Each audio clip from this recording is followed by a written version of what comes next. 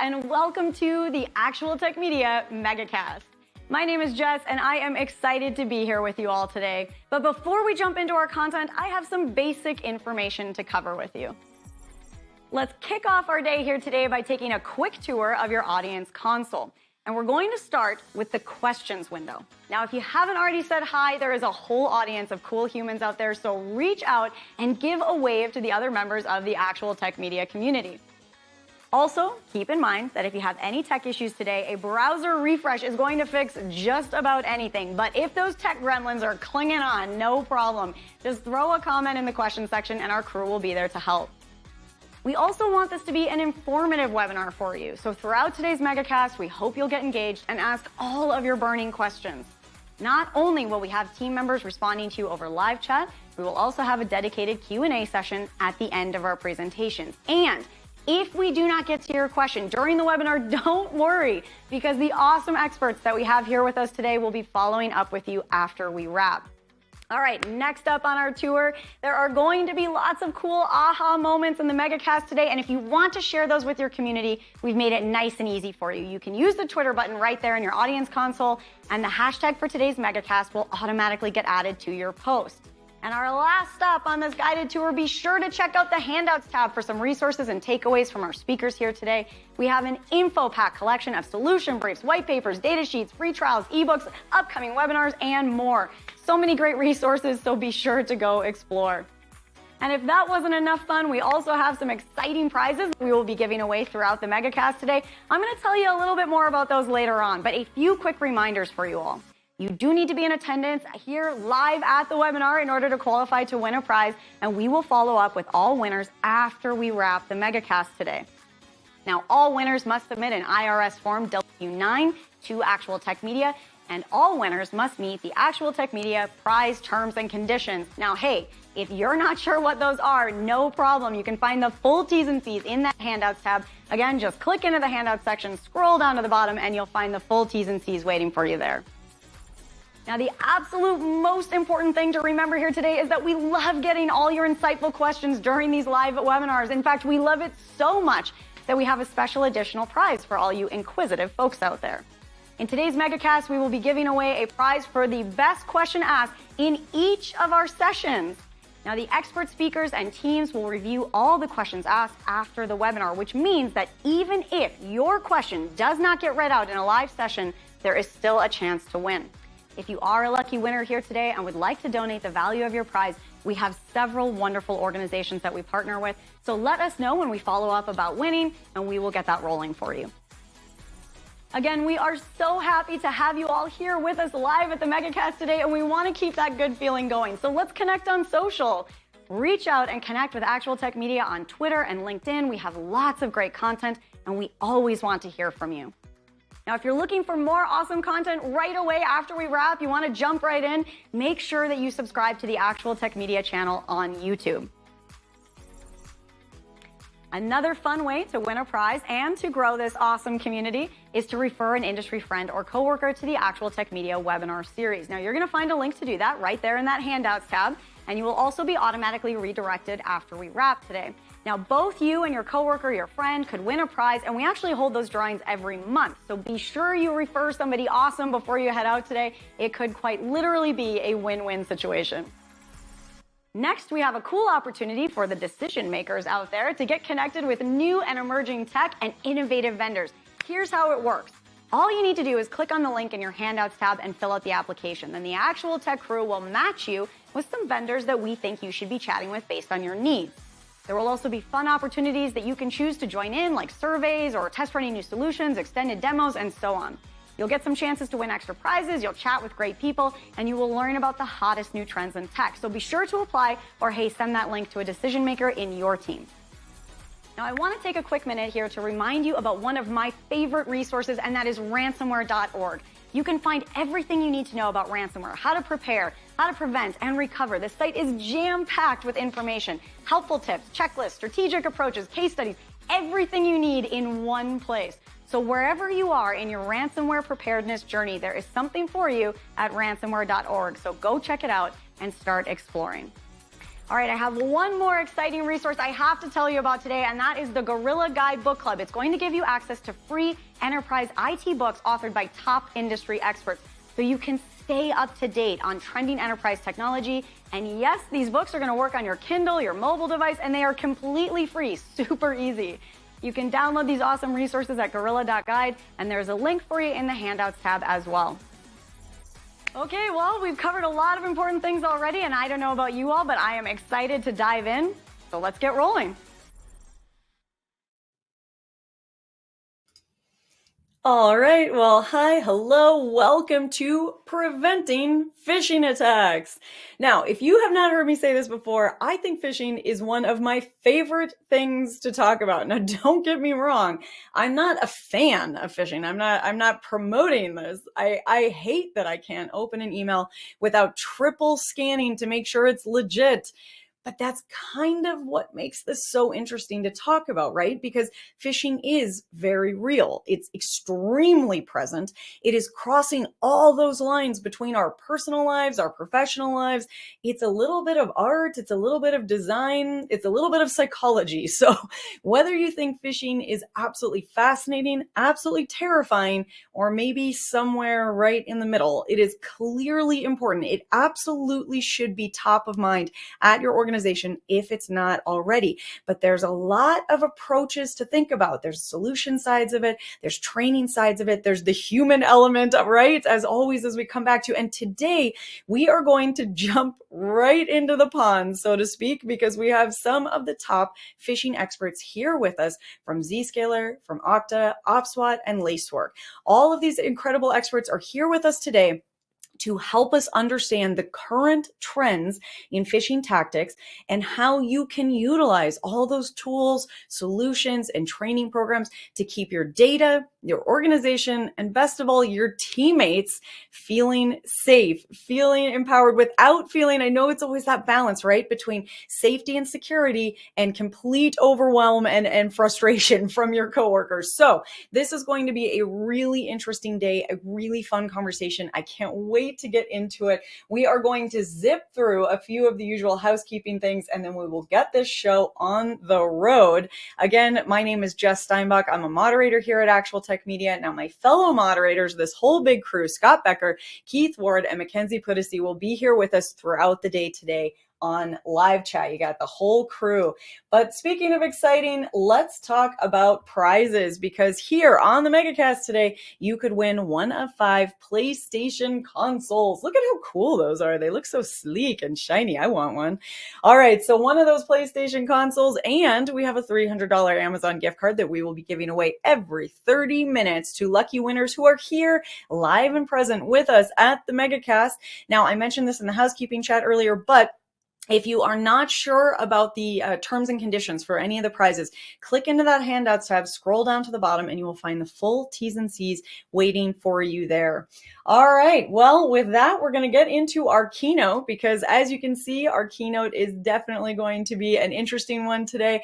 And those of you who have been longtime fans and listeners of the Actual Tech Media crew, you already know this incredible expert.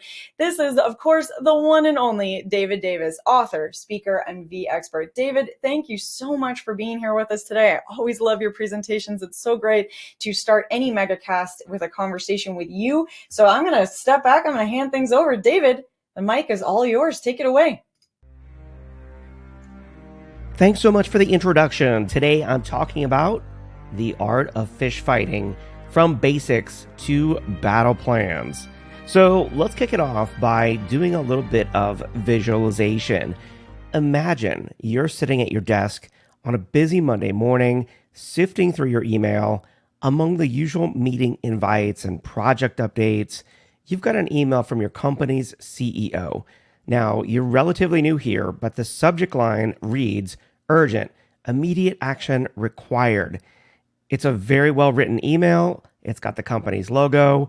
It's got the CEO's signature right at the bottom, and it explains that the company is finalizing an important deal, and they need you to wire a significant amount of money to a specialized account to seal the deal. It says that this is urgent and confidential, and you're thinking this could be an important test. of me here as a new employee at the company. So you've got some anxiety, but you've also got some pride that you've been trusted with this critical task. And as you're about to hit the reply button and confirm that you're on it, something feels a little bit off. You wait for a split second and decide to take a closer look. The email address, upon closer inspection, is not quite from your CEO, but from a slightly altered domain name that's easy to miss at first glance. And with that, you take pride that you just encountered a sophisticated example of spear phishing, targeting you specifically, leveraging your authority, and attempting to use urgency to trick you into making a very costly mistake.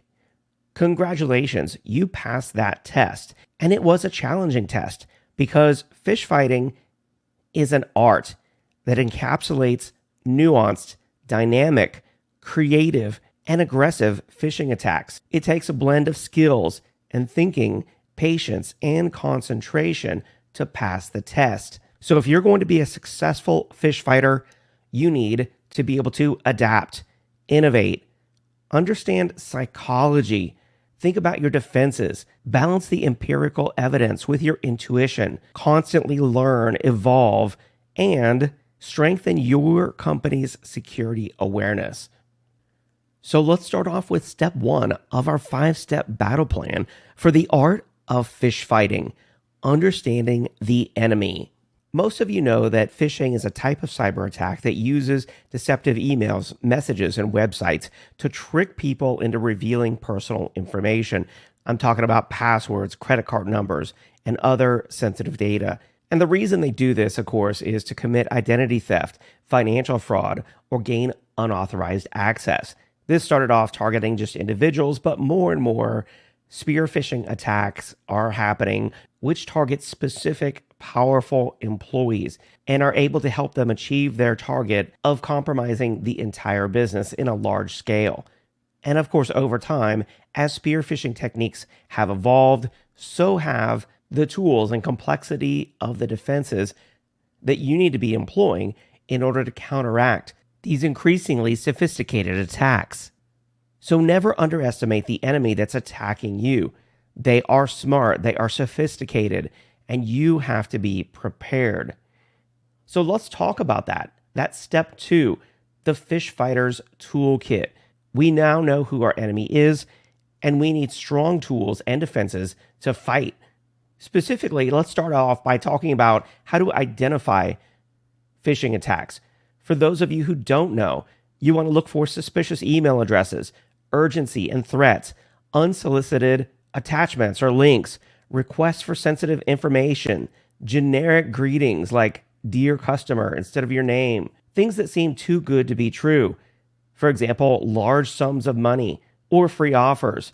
Look for grammar and spelling errors, and always check the URL to make sure that a URL really is what it looks to be by hovering over it. For example, if I get an email from, let's say, Bank of America, I'm not going to click on the link in the email that says Bank of America. I'm going to go to a new tab in my web browser and go to bankofamerica.com to know that I'm really at the right website. You want to look for brand inconsistencies. For example, off-brand logos, colors, old logos, and trust your instincts. But if we dive more into that specific toolkit that we're talking about, it encompasses a whole lot of different tools today. Spam filters, antivirus software, firewalls, multi-factor authentication, email authentication tools, web browser, security features, software updates, and security awareness training. And thankfully, even more advanced, more innovative tools, leveraging AI, things that you'll learn about on today's event. So you have some knowledge in place. You have tools to help you identify these attacks. And that brings us to step 3, building your battle plan.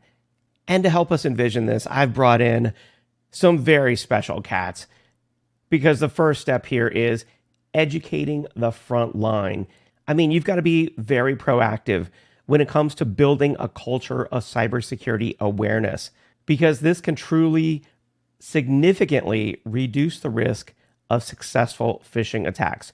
No matter how many tools you have as an IT professional in your tool belt, it's the front line, it's your end users that are going to take the brunt of the attack.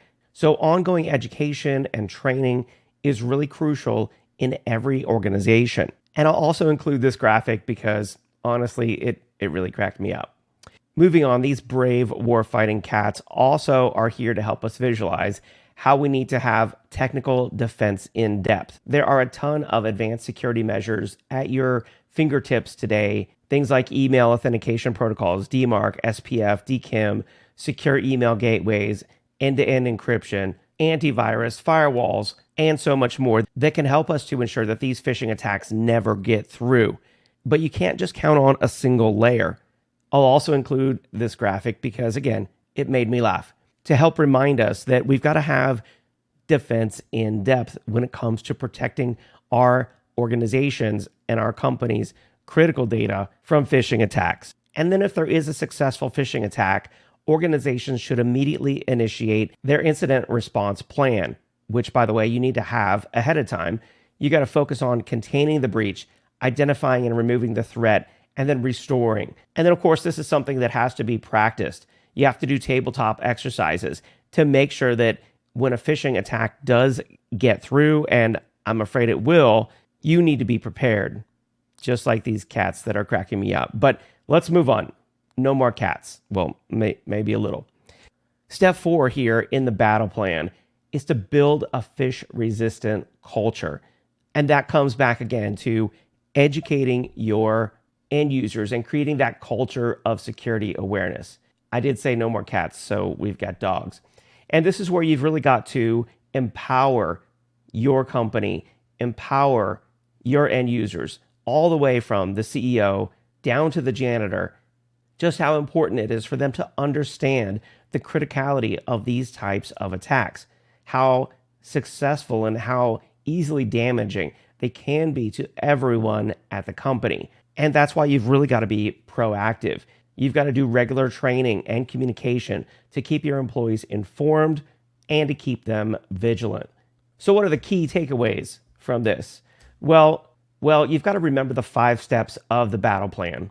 And here you can see I combined the cats and the dogs together. So you've got to understand the enemy, and everyone needs to realize how sophisticated and complex these attacks can be. You need to use your phish fighting toolkit and keep improving on it. And that's what you're learning about in this event. Some really amazing tools that are going to help you in that defense in-depth method. Because I'll tell you, there is no silver bullet. There's no single tool out there that is going to protect you 100%. You need to look at the layers that you have in place now, where the potential holes are, and what additional tools and layers you can bring in to help strengthen your security posture. You need to always consider the battle plan when you're educating the front lines. Practice your incident response plan, and of course have a plan, and practice your recovery. And then finally, build a phish-resistant culture where you're empowering, collaborating, and sharing what phishing is, how it works, and how to protect yourself. Remember that phish fighting is an ongoing process that requires your vigilance, education, and adaptation. So what's the call to action here? Well, make sure you've applied what you've learned, never stop learning, stay curious about emerging threats. The threat actors are always staying curious about you, I guarantee you. Actively participate in cybersecurity communities, and of course, continue learning about and looking for new tools to help you strengthen your security posture and become a stronger phish fighter. My name is David Davis. Thank you so much for having me on the event today. I hope you enjoy it and have a great day. Oh, David, thank you so much. Not only did you give us a lot of great information, you sparked a hugely interesting debate on dogs versus cats. I also saw somebody, Bridget said paw security posture. That gold star, Bridget. Well done. Wow, what a presentation. I almost forgot that I had to come back in and moderate. I was having so much fun listening to that, David. Thank you for that. And thank you to all of you who chimed in and engaged with that presentation. I love seeing that. I hope we will continue to debate cats versus dogs and the best use of AI imagery creation as we go through our day here together today. But the fun is just getting started, my friends, so definitely keep that energy up. We have a lot of cool things in store, and we're kicking things off with a little bit of an interactive poll. What we want to know from all of you is, what's your time frame?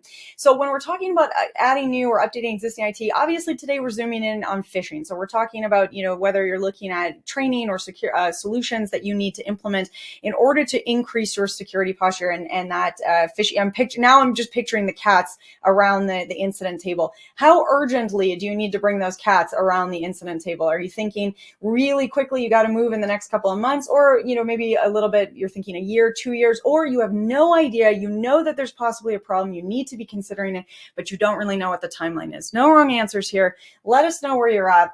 And I'm going to give you another couple of seconds to click on that poll or get in your last thoughts on cats and dogs for the day. Cats rule, dogs drool, says Patrick. Ooh, all right. Jamie says go dogs. Man, you guys are throwing down today. Shots fired at the MegaCast this morning. All right, well, let's move things right along because we have a very exciting presentation to kick things off today. As you can see, we are definitely starting the MegaCast on a great note with the Zscaler team. I am so happy that I get to introduce you all to our first expert presenter here with us today, and that's Will Seaton, Senior Product Marketing Manager at Zscaler. Will, thank you for being here to kick off our MegaCast today. Now, I would love to hear, if you're brave enough to do it, if you can tell us whether you're a cat or a dog person, Will, and then I'll hand things on over to you. Thank you for the warm welcome. I don't necessarily want to weigh in on either side, but I will say I do have a cat, and I think he's ready at the incident table just in a matter of moments. I will take that, Will. Excellent answer. All right, platform's all yours. Okay, awesome. Thanks for the warm welcome. As mentioned, I'm Will Seaton, a product marketer here at Zscaler Threat Labs. And today we're going to talk a little bit about what enterprises can do to help prevent phishing attacks. So for those who don't know, just as background, Threat Labs is the security research arm of Zscaler. The organization is comprised of more than 150 threat researchers worldwide. And a lot of what we do is draw on insights from the Zscaler cloud, the Zero Trust Exchange, which sees nearly 400 billion transactions every day with 9 billion block threats. So we use this really large-scale, rich data set to draw deep insights, kind of about the threat landscape and new threats that we're seeing in the wild. So what I want to do today is talk about some of the numbers that we're seeing in Threat Labs, talk about some of the kind of key threat trends that I think enterprises should really be aware of, and then talk a little bit about what enterprises can do to help mitigate those threats. So first of all, Threat Labs has been tracking a nearly 50% increase in phishing attacks worldwide, really across every industry vertical and every geography.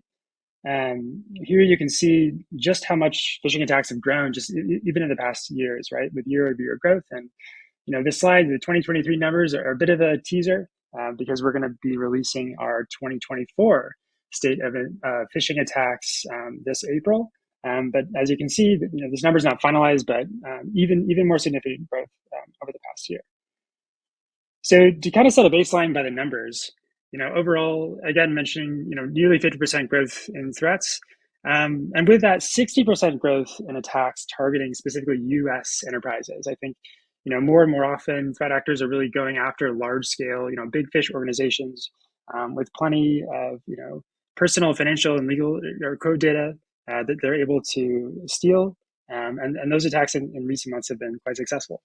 I think one thing to note is that roughly 50% of those attacks are actually mimicking Microsoft brands, in particular OneDrive. So that's by far the most popular brand that we're seeing mimicked in phishing pages. And then to talk about industry verticals, I'll show this slide. I think again and again, or at least this year, we're seeing education continuing to be the single largest victim of phishing attacks. I think there are a couple of reasons for that. education institutions typically have a really broad array of devices connected, both to the internet and the enterprise network, which can make security a little bit more challenging. And at times, there are organizations where, when you think about faculty, students, employees, there may not always be as much phishing awareness, and at times threat spend. But as you can see, finance and insurance, and government sectors or agencies, with really robust cybersecurity controls, continue to be lucrative for targets.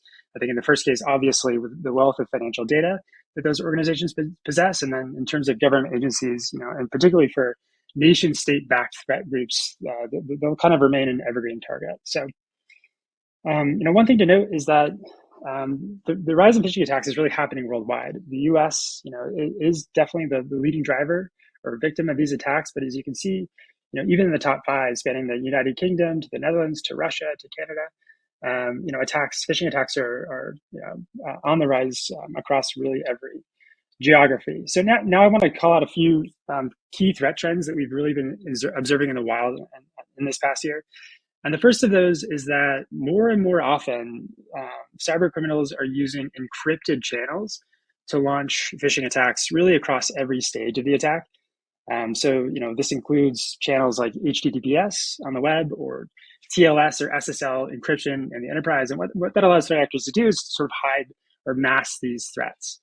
Right. So if enterprises really aren't scanning or inspecting their SSL traffic for these kinds of threats, there is a reality or the potential for them to go missed. And I'll add as a kind of a corollary, more often we're seeing phishing attacks being launched or hosted from totally legitimate, trusted cloud infrastructure providers and SaaS storage providers. These are typically domains that are on allow lists for enterprises. So again, if enterprises aren't scanning for this traffic, they're a bit harder to stop. And just to note again, Microsoft here continues to be the most mimic brand, even in encrypted attacks. Right? This is a login page that Zscaler caught in the wild, but as you can see, plenty more brands represented as far as the majority of phishing attacks are concerned, at least for fake login pages and the like. Another key trend, I think I would be remiss if I didn't talk about AI. I think there may be even a little bit of fatigue in talking about AI-driven phishing, but the reality is that these attacks are real, right? Of course, generative AI tools like ChatGPT, or even so-called dark chatbots that are have no security guardrails like Worm GPT or Fraud GPT, make it really, really easy for threat actors to on the one hand spin up entirely convincing, grammatically correct phishing emails, regardless of the native language of the speaker, and then secondarily, it's made it incredibly easy to spin up fake phishing login pages mimicking real enterprises. On the right, this is an example that Threat Labs team, the researchers, created using ChatGPT and literally 7 very conversational prompts, right? Using really no coding information, right? Starting with, hey, create me an HTML login page, and then further prompts asking to add Microsoft logos, certain UI elements, right? To closely mimic a Microsoft login. And then, of course, more and more often, attackers are using AI impersonations for voice calls and phishing attacks. And of course, AI video deepfakes. I think it's now kind of a famous example recently, right, where a Hong Kong multinational firm, an employee was convinced to wire $25 million to an external account. And in this case, the employee was rightly suspicious of the initial phishing email, right? That seems like a curious ask. But they agreed to hop on a video call with the CFO and numerous members of the organization and external stakeholders to kind of talk through it. And they were convinced to wire the money. But unfortunately, everyone on the Zoom call or the video call were AI deepfakes. So this is something that enterprises definitely have to keep in mind. A few other trends that I want to call out that are continuing to drive successful phishing attacks. One is the continued proliferation of phishing as a service kits. These are sort of ready-made, phishing kits that are, produced by often more well-funded threat groups and then sold to cyber criminals, typically for at relatively low cost, that allows them, even with relatively little coding knowledge or computer experience, to launch successful phishing campaigns. And then, of course, typically they're required to share any spoils of those attacks with the organization. The second is attacker in the middle attacks, right? We're seeing a rise in these, and many of them that are able to bypass multi-factor authentication. So, one example we've seen is attackers abusing open redirect parameters, using sites like Google Ads or Snapchat or DoubleClick to send legitimate looking links that lead to login pages. In this case, for Microsoft 365 or Google Workspace. And what happens is when the victim clicks on the link, they're actually directed to an attacker controlled proxy server that's going to communicate directly with Google Workspace or the Microsoft login page. And so when the user goes to input their credentials, right, including an authentication code, a multi-factor code from a mobile authenticator, or text-based authentication, the attacker just is able to steal those credentials and log in to their workspace. And then finally, as I mentioned, encryption. We're seeing these kinds of encrypted attacks really across the entire attack chain, and I'm going to share a little bit right now of a case study that kind of shows what these attacks are looking like in the wild. Ducktail, an APT group. This is a campaign that Zscaler was able to detect and mitigate earlier this past year. Working with the brands mentioned on the right side to help shut this down. But the way this worked is that attackers were targeting enterprise Facebook and TikTok business and Google ad accounts. Also, apologies if you can hear my cat grinding me. That's very topical, obviously, with the debate raging in chat. And they were using fake guides, around generative AI tools like ChatGPT and Google Bard. How to improve your prompts, right? How to optimize code using Gen AI to lure victims to click. And once they do, that's going to install malware. Now, what's key here is that the malware was hosted on legitimate SaaS storage provider sites like Dropbox and iCloud.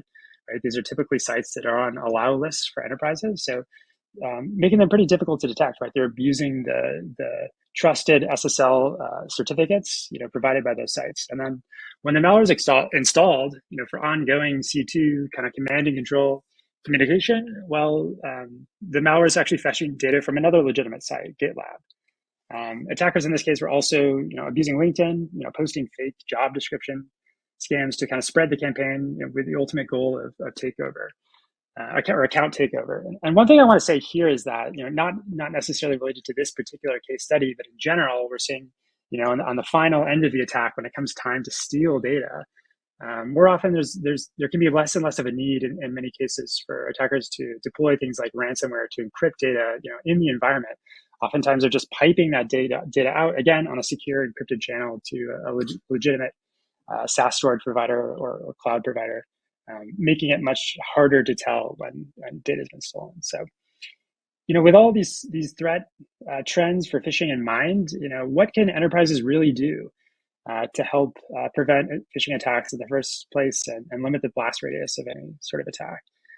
I think number one, sort of at a high level, is it's really critical to understand, which threat trends are really growing and which are most, going to be most impactful against your organization, right? So you can have an informed approach to your security policy, your cybersecurity spend over the next year, right? To help, address these attacks directly.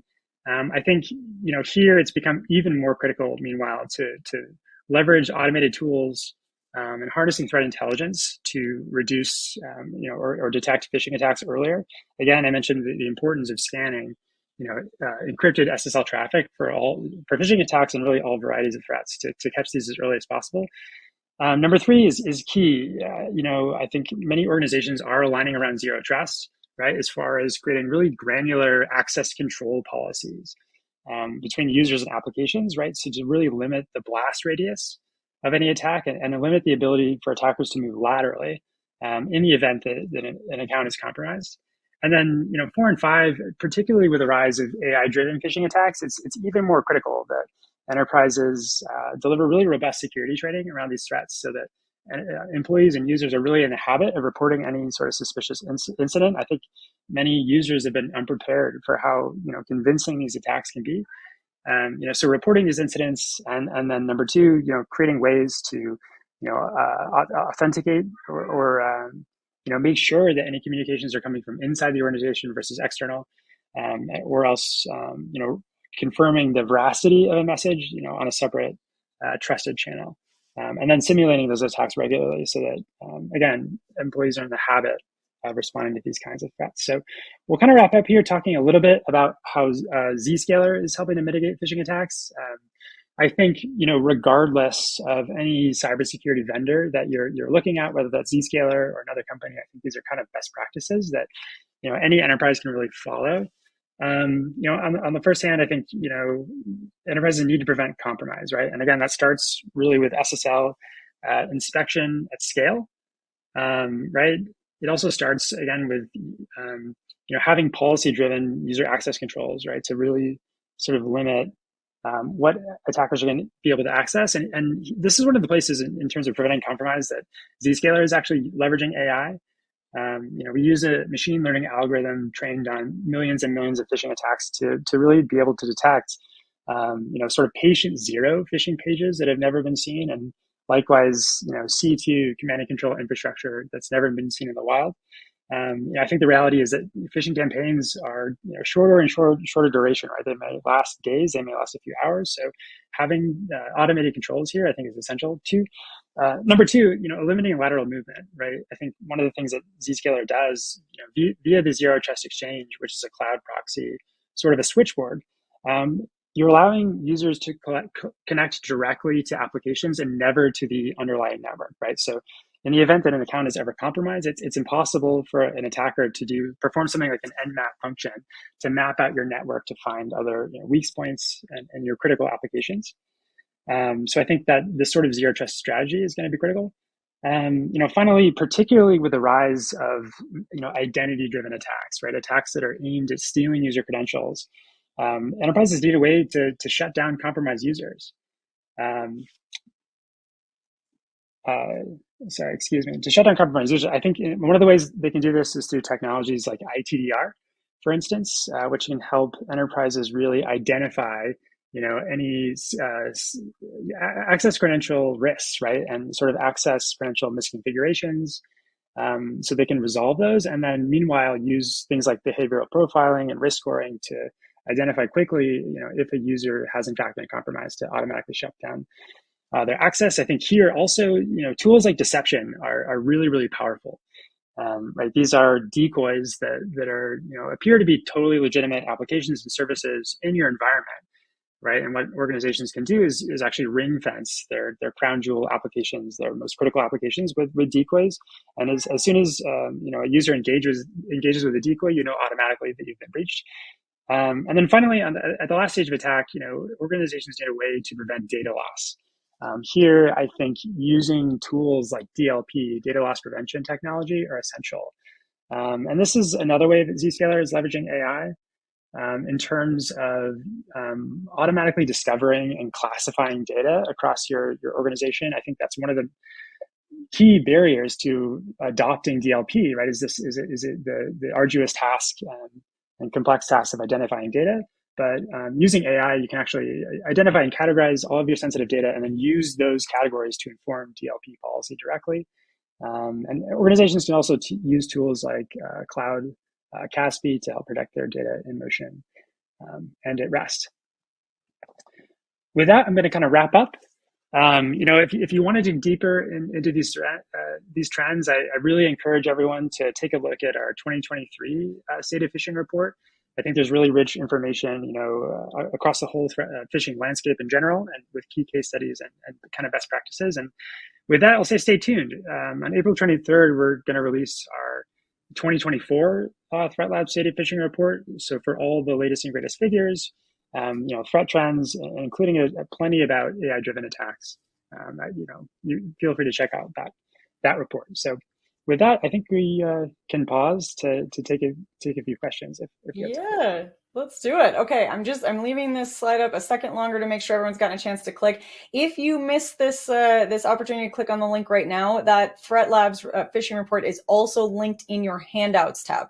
So you can head over to the handouts tab and be sure you've got that. I'm going to put up a poll now before Will and I jump into some questions. And our question for you is, what is the additional information that you would like to get about the Zscaler solution? So I said poll, but I think in all honesty, it's a little bit more of a shopping list. What we're wondering is, what is going to be helpful for you? And I can see the questions just flying in. So I know that you all have questions, have things you want to talk to Zscaler about. And this is hitting the easy button. You just click on the screen and let Zscaler know what they can send you.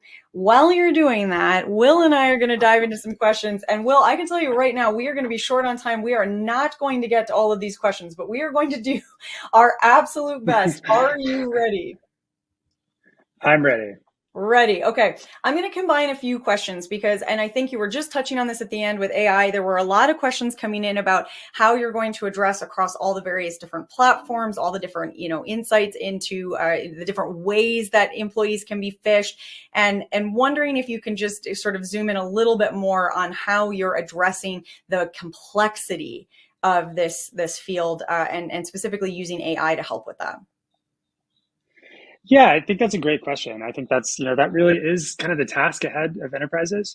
I think, at a high level, as I mentioned, specifically around Zscaler, it's really key to use a layered defense, right? You don't want to rely on any single product to stop these attacks. So I think on the one hand, leveraging AI, it's going to be key for, I think that's going to be one of the major stories in 2024 is using AI versus AI attacks.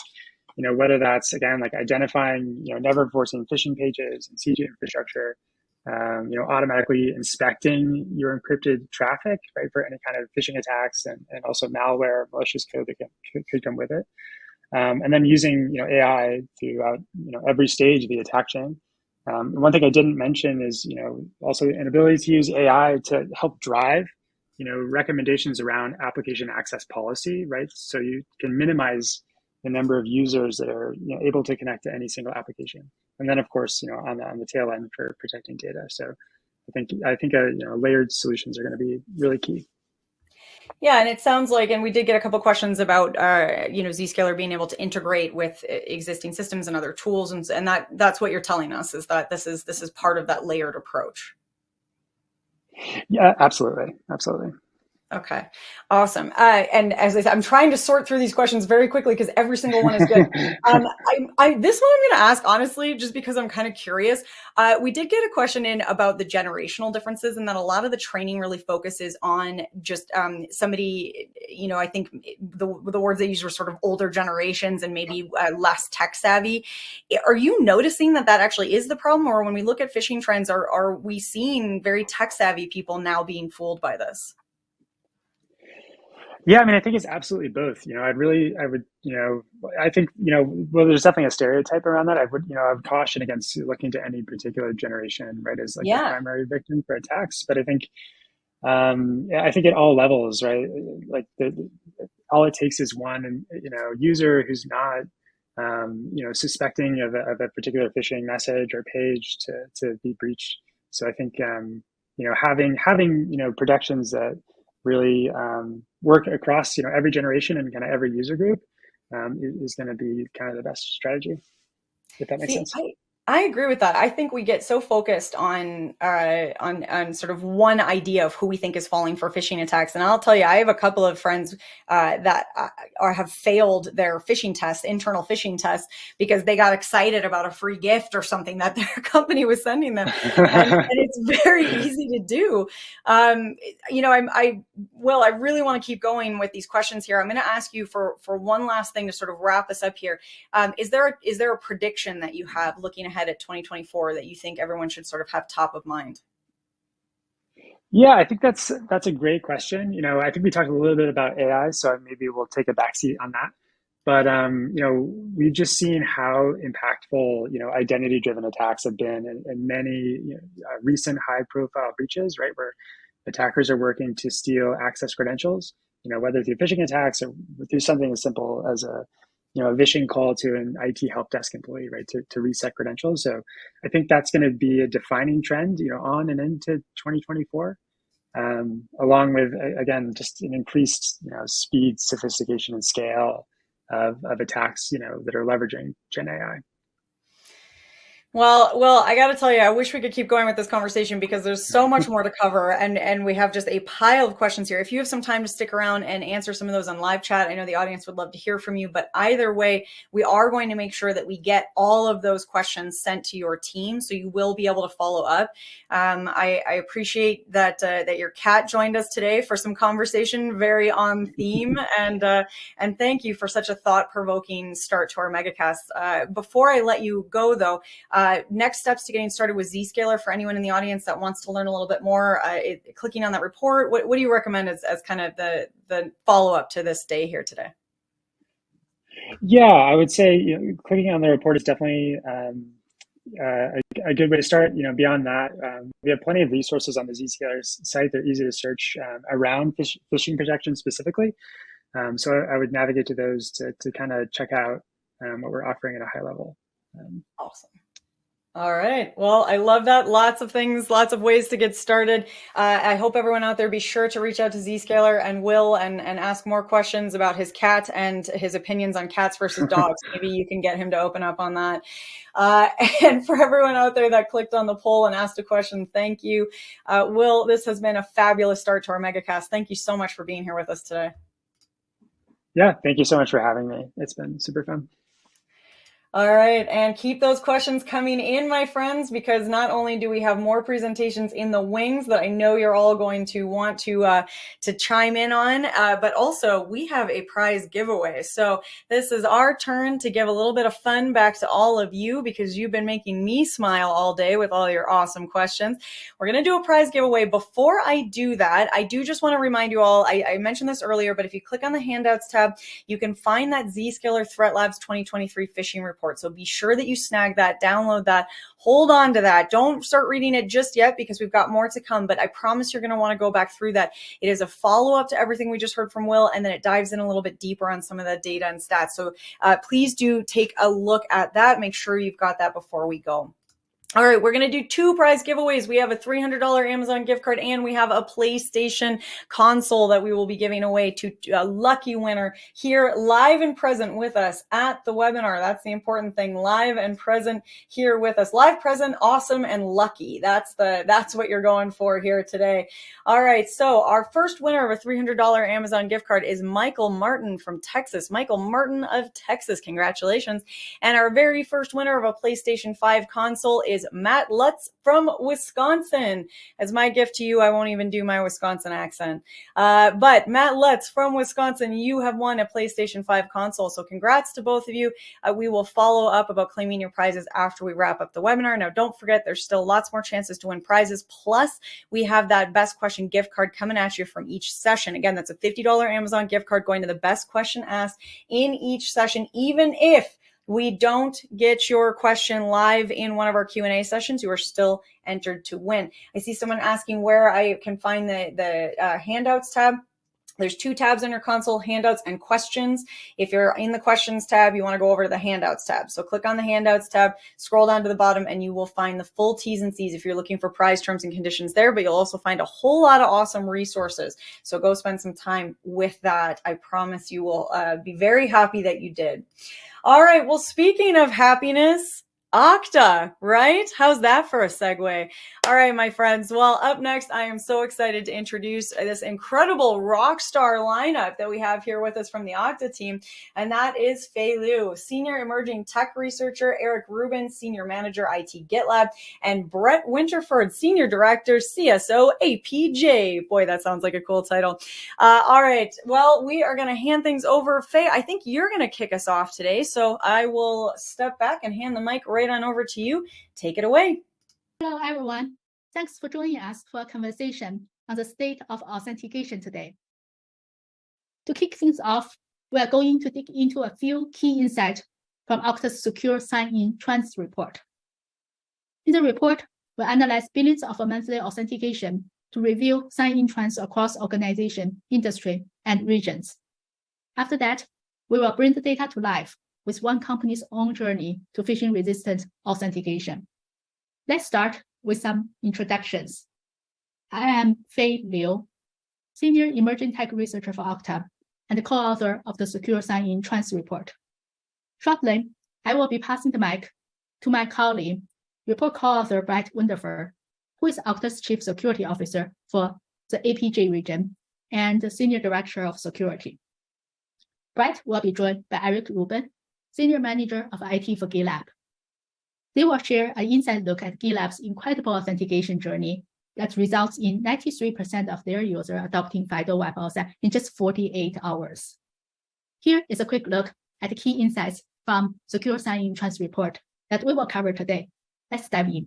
I know many of you are curious to know the average MFA adoption to access corporate resources. At Okta, nearly 2/3 of our workforce users authenticate with MFA, and that number reaches 90% among Okta workforce admin as of January 2023.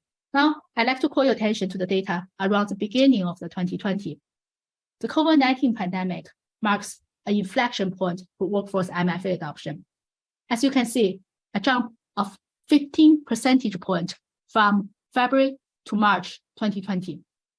This is truly remarkable, especially considering that it would have taken over 3 years at pre-pandemic growth rate of 5%.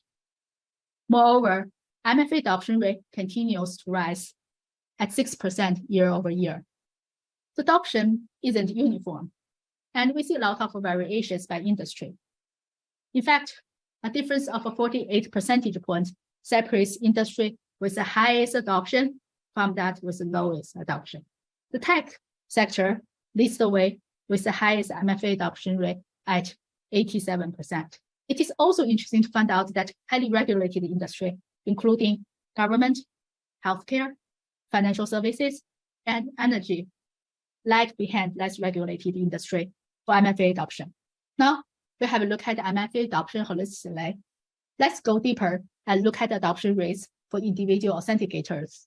We find that passwords continue to lead the way with nearly all of the users relying on them. Okta Verify in push mode is the most widely used MFA authenticator type, followed by SMS and soft token. Okta FastPass and Web Authn have a combined 4% adoption. This number might sound small, but it marks significant momentum, especially considering this was at nearly 0% just a few years ago. To me, the most interesting part of the report is to answer a question likely top of mind for many of you. Can you have both secure and user-friendly authentication? To explore the answer, we developed a quantitative comparative framework to evaluate the adoption, usability, and the security property of popular authenticators. We analyzed the key metrics, such as how long does it take for a user to authenticate? How often do authentication events fail? We scored the authenticators for usability and the security as illustrated in the chart on the left. We show that phishing-resistant authenticator, such as Okta FastPass and FIDO Web Authn, offer superior user experience and security. Great news for everyone. There's no need to trade off security for usability.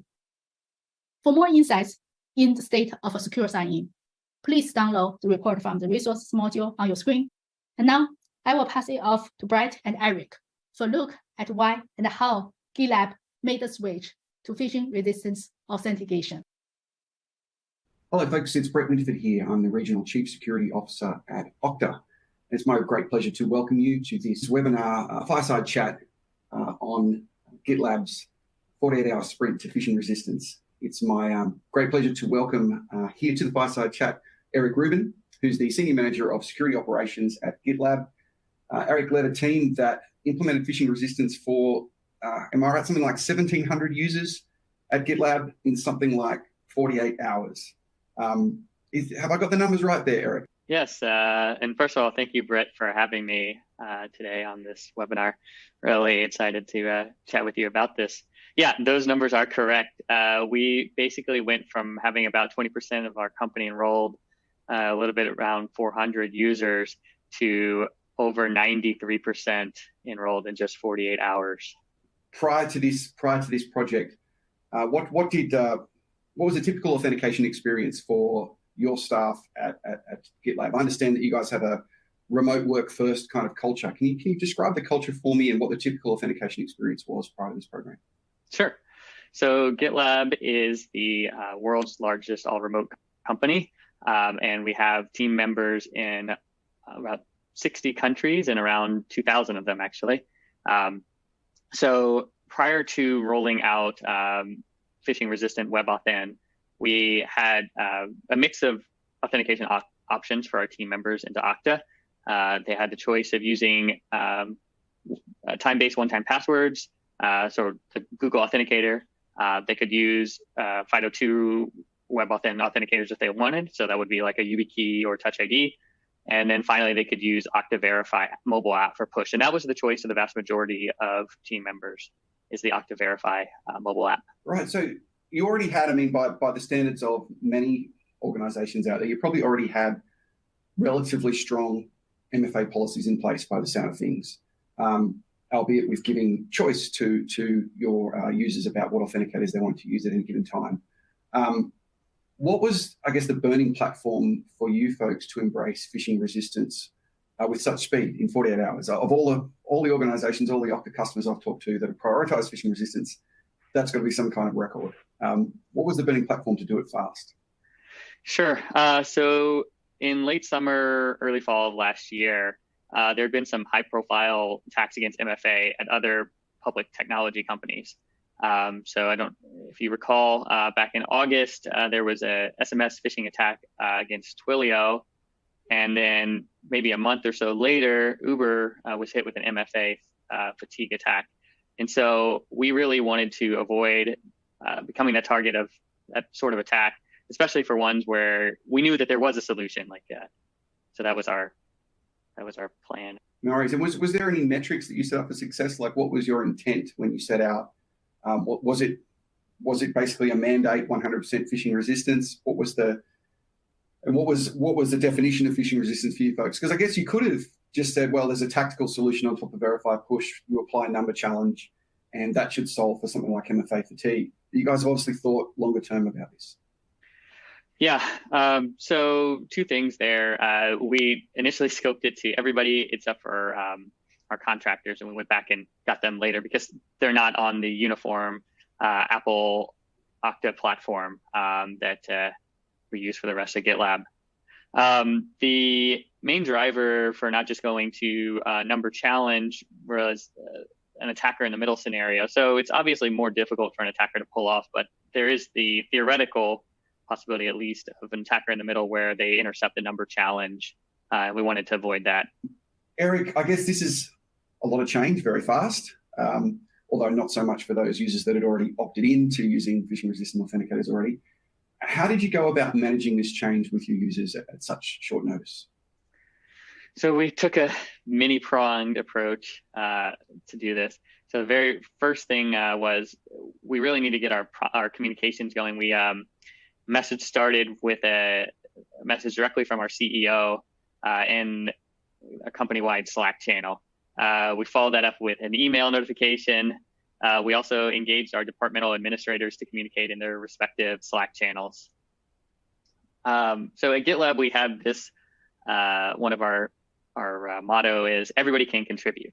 So in order to facilitate that, we immediately started a Google Doc FAQ where any questions were welcomed and answered by the IT team or others on a round-the-clock basis.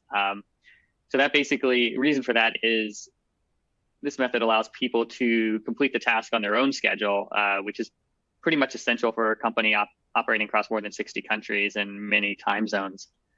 As we learned during the process, we iteratively updated our public-facing handbook as well. So that's more of a longevity place where team members, existing or new, can come and find instructions, because maybe they don't need to enroll their phone on day one, but maybe a week later they want that. We want to have that information available. The other advantage of having the Google Doc was it's likely that if you have a question, then somebody else also has the same question. So by stacking all the questions in there, other people can review on their own time. Another thing that we did was our help desk team staffed virtual office hours on a per region basis. So any team member who's having trouble with any of the devices that they were working with, they could jump onto a Zoom call and get their problems, get the solutions. We actually liked that and had such positive feedback about that method, is that we're currently rolling out Okta Device Trust as I speak. And we're doing the same method where we're offering virtual office hours per region. I would say another one of our biggest wins, and I touched on this in the blog post, was that during the rollout, we discovered that you can use the QR code method to enroll another device. So basically, when we first set off to do this process, we thought that, unfortunately, that each time a team member got a new device, that IT would have to help them. We were willing to take that pain, at least in the short term. But the discovery of the QR code method, basically, if you have Safari enrolled, you can then enroll your phone. And then if you have your phone enrolled, then you can enroll Chrome. And each browser does need to be done separately. That was a huge win and definitely took a huge amount of burden off of our help desk. And then finally, we use a Slack bot. So we have a team member who is handy with the Okta API and also had a script to be able to message people using Slack. And so we were using the API to pull reports of who had enrolled with FIDO2. And we sent messages to them, to any of those who hadn't yet completed the enrollment, as well as their managers, so that we could make sure that people were getting close to the deadline. And did that one message halfway through, and then another one with a few hours to go, to kind of get people who had missed previous communication. That worked really well. So it sounds like you had the right, breadth of touch points with all of the users. You had the right kind of technical acumen to make this work, but also that culture just seems super important. Even having that support and understanding from the CEO down of the importance of something like phishing resistance, that's pretty amazing. Does it strike you when you think about past places you've worked, how much culture plays into being able to pull off something like this so quickly? Yeah, for sure. Basically, GitLab's culture, and in fact, that we're a tech company, definitely was huge contributors. GitLab posts our values and our key risks to the company. All this is very public, and the CEO has highlighted in the past that he views security as being a huge risk, and so we all sort of work together to make sure the environment is secure as possible.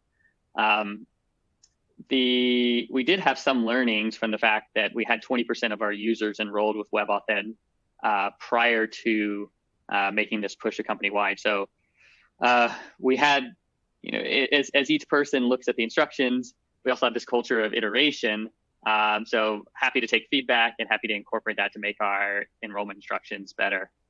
And then one thing that definitely helped us along the way was the fact that we were 95% Apple computers. And so, the homogeneity of that, where we didn't have a lot of Windows devices, we would also need to figure out a solution that was helpful. The other 5% of the environment is Linux, and those users are more self-supporting. So it worked pretty well for us. We recently released about a week or so ago the secure sign-in report, where we were quite transparent with the world about what percentage of our users are using what authenticators. We also studied the properties of different authenticators just to reinforce why some of the higher assurance factors like FIDO2 WebAuthn or Okta FastPass really do create a better experience and a more secure experience than some of the other options out there. But some of the anxieties that I often hear from customers or non-customers as well, that haven't embraced phishing-resistant authentication just yet, is a few anxieties, some of them more well-founded than others. Anxiety about user experience, about MFA coverage, about cost or potential cost, about opportunity cost, what else they could have been doing if they weren't pursuing phishing-resistant auth. I thought it'd be great to just go through some of those with you and just see how you guys how you guys did on some of those challenges. So user experience, first of all, how did your service desk go over this 48-hour period? That's a pretty intense period of activity. Did your service desk get slammed through that 48-hour period in which you switched everyone over to phishing resistant MFA? Yeah, I would say obviously it was a very busy time for them. The office hours also, were able to help a lot of people synchronously, which reduced our number of requests, so that they would have to later reach out back to the user. Another thing that was helpful to think about is the fact that while initially that was a very busy time, and then even immediately after deployment, there were still times where our user base was figuring things out. I prefer to look at how are things doing post a month afterwards, right? What we learned and going forward. I would say that the number of requests for assistance with MFA is similar, even less than what we had back when we were primarily an Okta Verify shop. In terms of people who need, when they get new devices, the QR code method and the ability to go back and forth, our users have embraced that sort of self-service, and it seems it's more rare that they need help. We were able to really reduce the risk for our security incident response team, because basically they can now say, we have pretty strong trust that the users logging into Okta is who we think it is, right? So that's a big attack vector taken off the table. Yeah, it's amazing, I guess, to think about the clarity you get even when you're searching logs or hunting, because there are a whole bunch of cases now where you can assume that there hasn't been a phishing event or a social engineering event involved. I guess it brings a lot of clarity to your hunting and detection. What about coverage? It's another anxiety people often have is, what if there are certain applications for which a phishing-resistant authenticator doesn't offer those properties or even doesn't work at all? Did you find any use cases? Are there any that you're still working through where FIDO2 WebAuthn didn't meet those needs? Yeah, we did run into some issues with certain types of embedded browsers that didn't support WebAuthn. One notable one is the G Suite enrollment on Android. We have to build a workaround to be able to support our end users, at least for a temporary amount of time, so that they can add their Android users who are getting a new phone. We've also seen there's Workday's mobile application doesn't seem to like WebAuthn. And then there are some applications that they do support WebAuthn, but they don't support Touch ID. We've seen that, for example, Firefox, they do have Touch ID support in beta, but it's not yet been released, as far as I know. Also, Tableau desktop, it works with the YubiKey, but it doesn't yet work with Touch ID. So we had to work through those cases. And those are a little bit easier to solve because we have a program where any team member can request now via Slack bot to get a YubiKey sent to them. So the team members are understanding and they get the YubiKey within a few days and able to continue to use. It's obviously also powerful to have a platform that you can create a different access policy based on what the application is as well, groups of applications at a time according to sensitivity, or in this case, whether or not they actually meet those conditions that you need them to meet. What about cost? How much do you think, if you compare the cost of trying to solve this problem at the authentication level versus trying to guard against phishing in various other tools, how does the cost stack up? Yeah, I mean, I think the cost decision is favorable towards moving phishing resistance because being able to take off the worry of, reduce the worry of social engineering is a huge, that being one of the biggest attack vectors that corporations face. We can now focus more on things like securing the endpoints and making sure that the devices are in the right, MDM, that they have EDR tools, that we're properly, we have good coverage of those. It's a big gain, I think.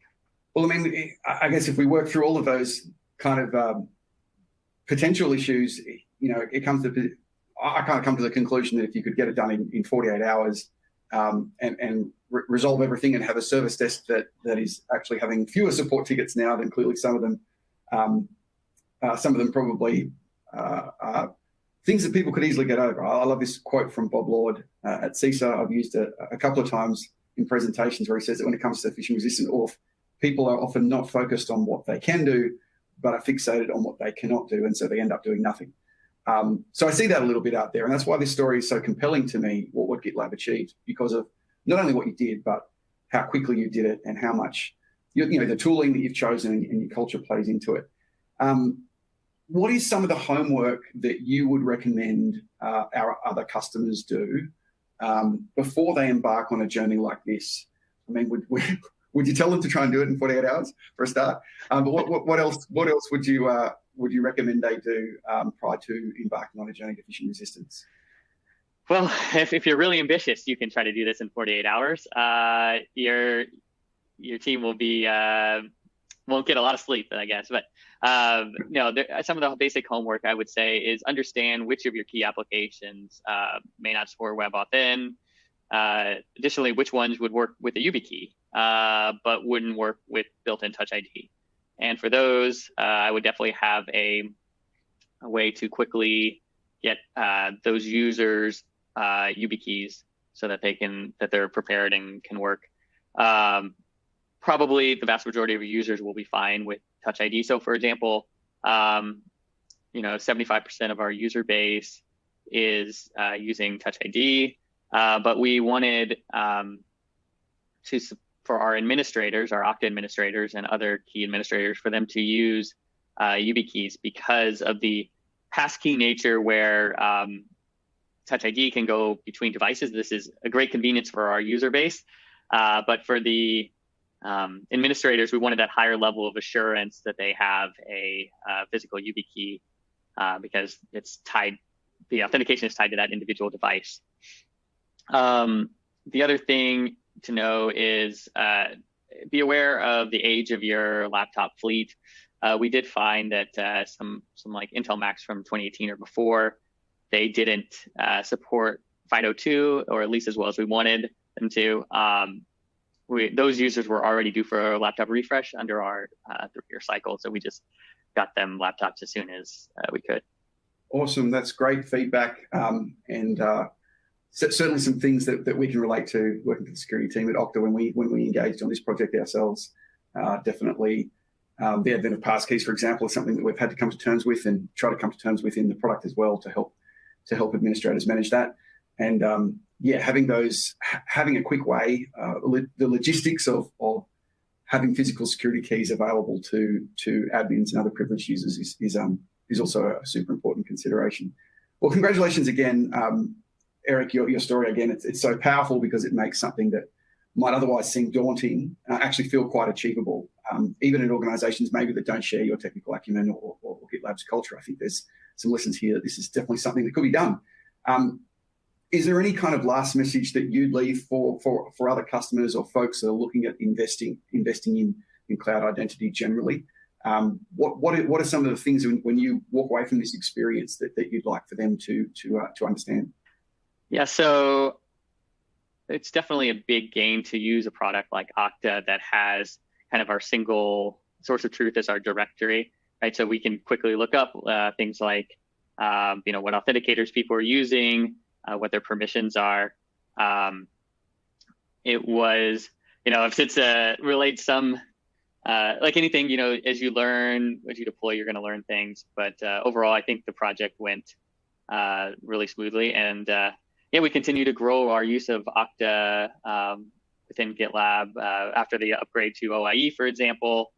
Like I mentioned a little earlier, we're working on a device trust project. So having that sort of single pane of entry to all of our cloud apps has been really helpful from a security perspective and identity perspective. Awesome. Thank you so much for that. Well, I just wanted to quickly remind everyone in the audience again that we have this secure sign-on report available for you to view.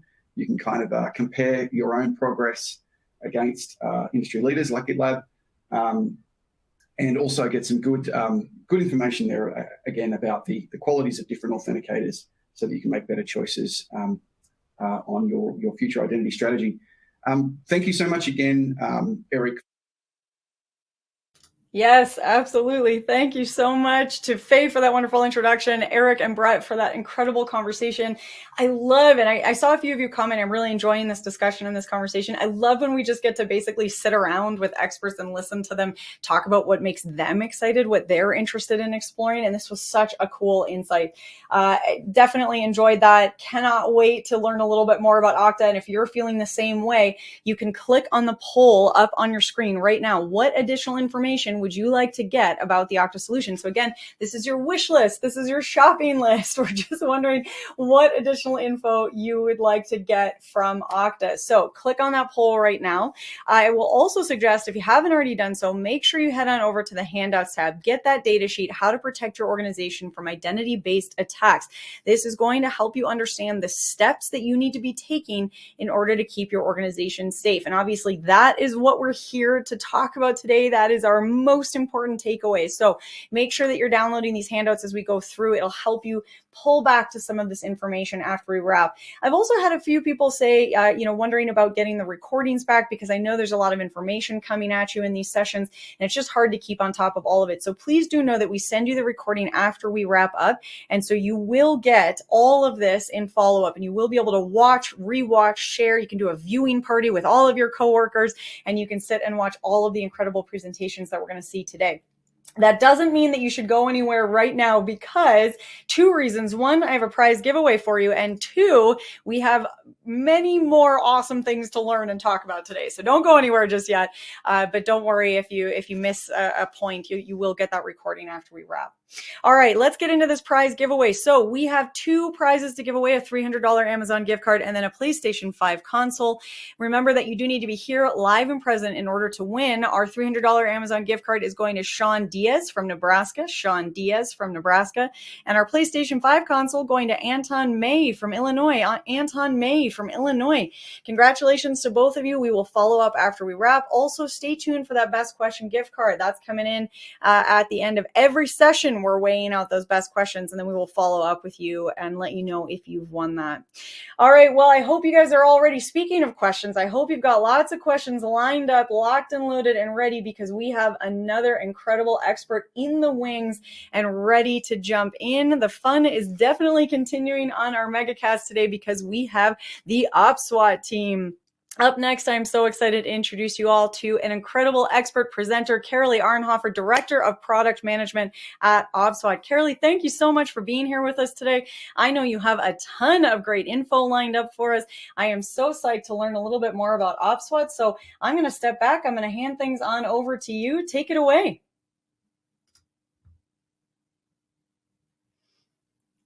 Carolee, you here with us? Yes, thank you very much for the introduction. And thank you very much for the opportunity. So this is Carolee Arnhofer from OpSWAT. As it was mentioned, I'm a product manager here, responsible for our cloud and on-premise email security products. And today, as the title says, I'm going to talk a little bit about our approach to anti-phishing and to talk a little bit about how your phishing posture could be minimized, or in other words, how your anti-phishing capabilities could be maximized. In the context of emails, although I know that phishing is not always about emails, but phishing is most typical for emails. I will skip some slides because they may not be that relevant, so I want to jump into the middle of the things. Our mission actually with our email security products, cloud and on-prem, is to protect your email mainly from phishing, because as I will explain it later on, when we are talking about email security, we are really talking about almost all the cases anti-phishing.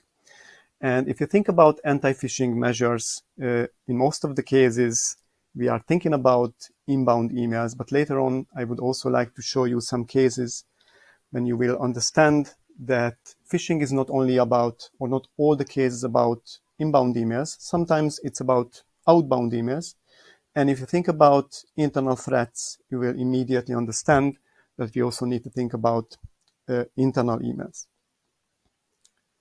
Okay.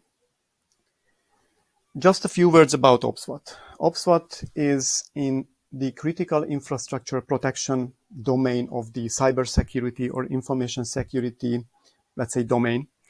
And the reason why it is important is that in the critical infrastructure or critical infrastructures are the most valuable assets to the society, which means that, of course, given by this nature, the society wants to protect these assets as much as it is possible. This is one aspect of the thing. And the other aspect is that, of course, for, again, the nature of the critical infrastructure, it is also a valuable target for the enemies of the society, which in most of the cases are enemy states. And from both perspectives, it means that critical infrastructures usually require a higher level of security than normal organizations. And as OPSWAT is in the critical infrastructure protection domain or segment of the business, you will see later on that the technologies or the solutions that we provide usually can provide a higher level of protection than what the competitors can do. As I mentioned, we are in the critical infrastructure segment. We are also valued there very well. OPSWAT has a global presence. I will jump over this because I do not really believe that this is so relevant. And right now, let's talk about email and email problems. This is one statistic about email. Email has many sad statistics. There is another one that says that 91%, so over 90%, ways over 90% of all the cyber attacks start with an email. And of course, it has many reasons. The most important reason, in my opinion, is that with these email attacks, the attackers really try to exploit the humans that sit in front of the computer, that receive the emails and that interact with those emails. So in my career, I have only seen one occasion when the email attack was about trying to exploit vulnerability in the email system. Instead of that, what they usually try to do is they try to exploit the human behind the computer. And this is the reason why we can say that email security is really about anti-phishing. And if you think about what phishing is a social engineering method that they try to deceive people into, in most of the cases, three things: either to install some sort of malware, or to reveal sensitive data, or to extort money directly. So this is the three typical things that they try to do using email phishing. Back to email security a little bit, but as I mentioned, in terms of email security, everything is about phishing. You can hear about phishing or email-related attacks every day. I would like to mention one here, the last one in this list, which I believe is very interesting, and it raises a red flag. So traditionally, anti-phishing measures were checking SPF and DKIM records so that we can verify the identity or at least the domain of the sender. And in this last one, what they started to do is they started to hijack SPF and DKIM records, which means that the traditional approach to the anti-spam and anti-phishing is not secure enough anymore. And this is the reason why, in resonance to what Gartner always says, that your secure email gateway needs to be complemented with a third-party email security tool.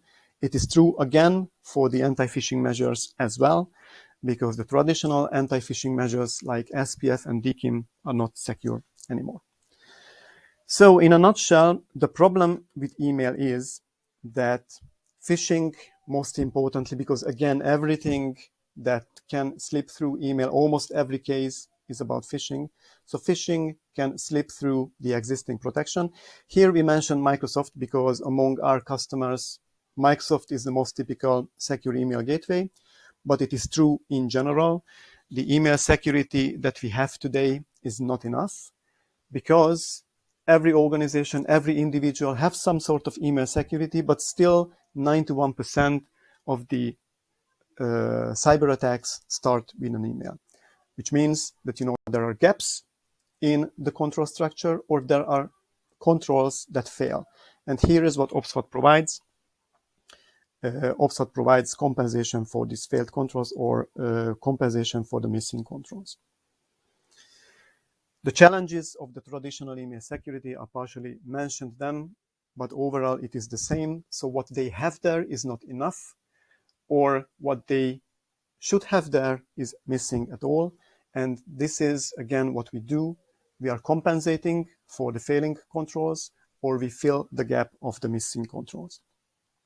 So what is that they do? What is our approach? We try to discover the gaps in the existing email security solutions, and this way we try to maximize the level of the security or the level of the protection that the email security can provide at a certain organization. And the reason for that, again, is that we are coming from the critical infrastructure protection segment of the domain of the business.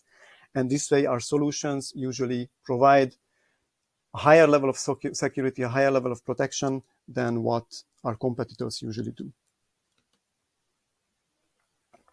A side note, you will see that later what multi-scanning and content disarm and reconstruction is. OPSWAT is a market leader in those technologies. Okay, so here is our approach to email security. Again, as I mentioned, we try to fill the gaps that existing solutions have, because of course, again, every organization and every individual have some sort of email security already. We try to find where those existing controls either need to be complemented or need to be compensated. And here we listed our technologies. I will get into that in a little more details immediately. What we have listed here, I would categorize into two main categories. The first one is our real-time anti-phishing, which is typical or specific to email. And the other four technologies that are general purpose, you would see later that those technologies could be applied to any sort of files.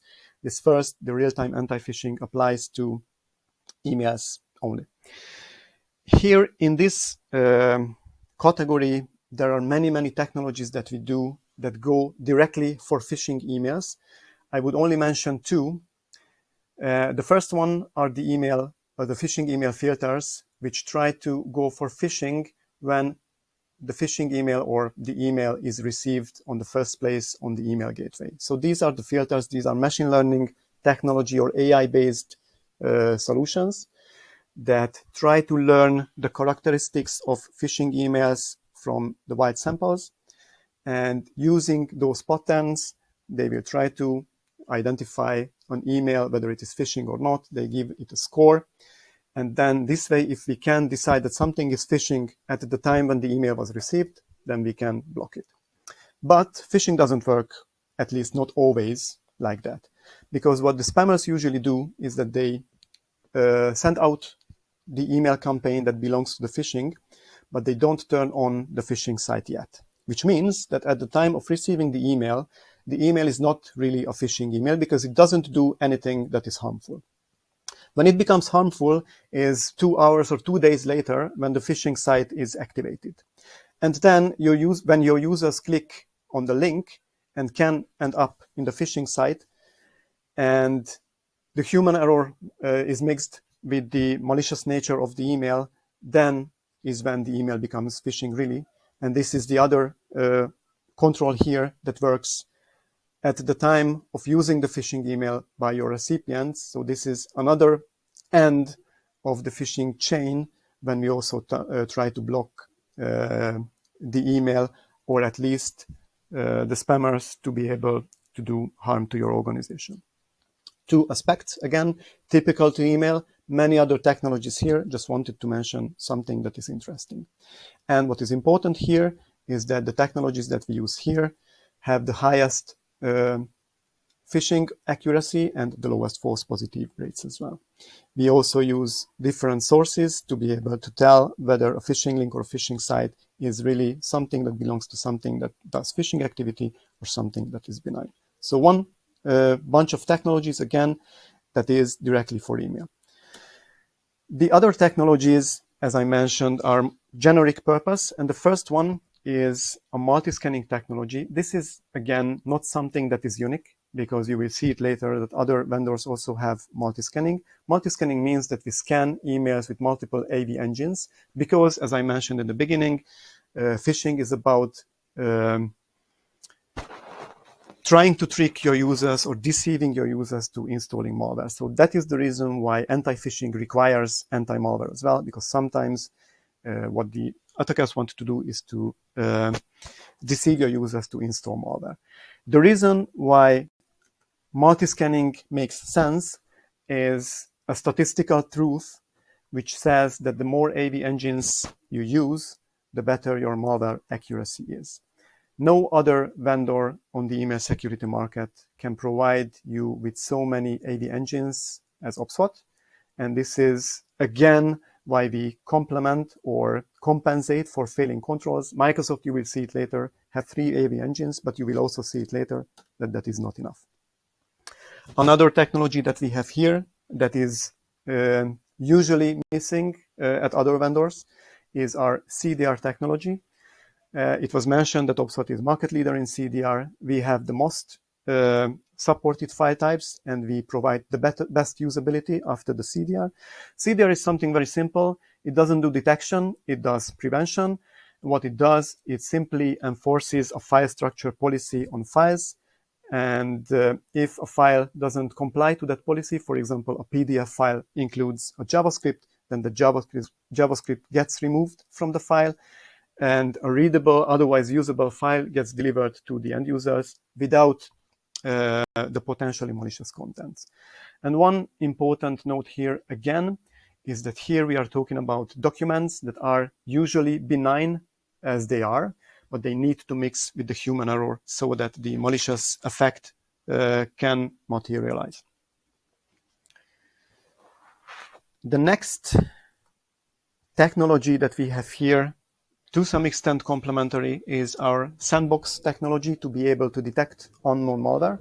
I know that some other vendors or many other vendors have sandboxes in their email security solutions, so we are not unique from this perspective.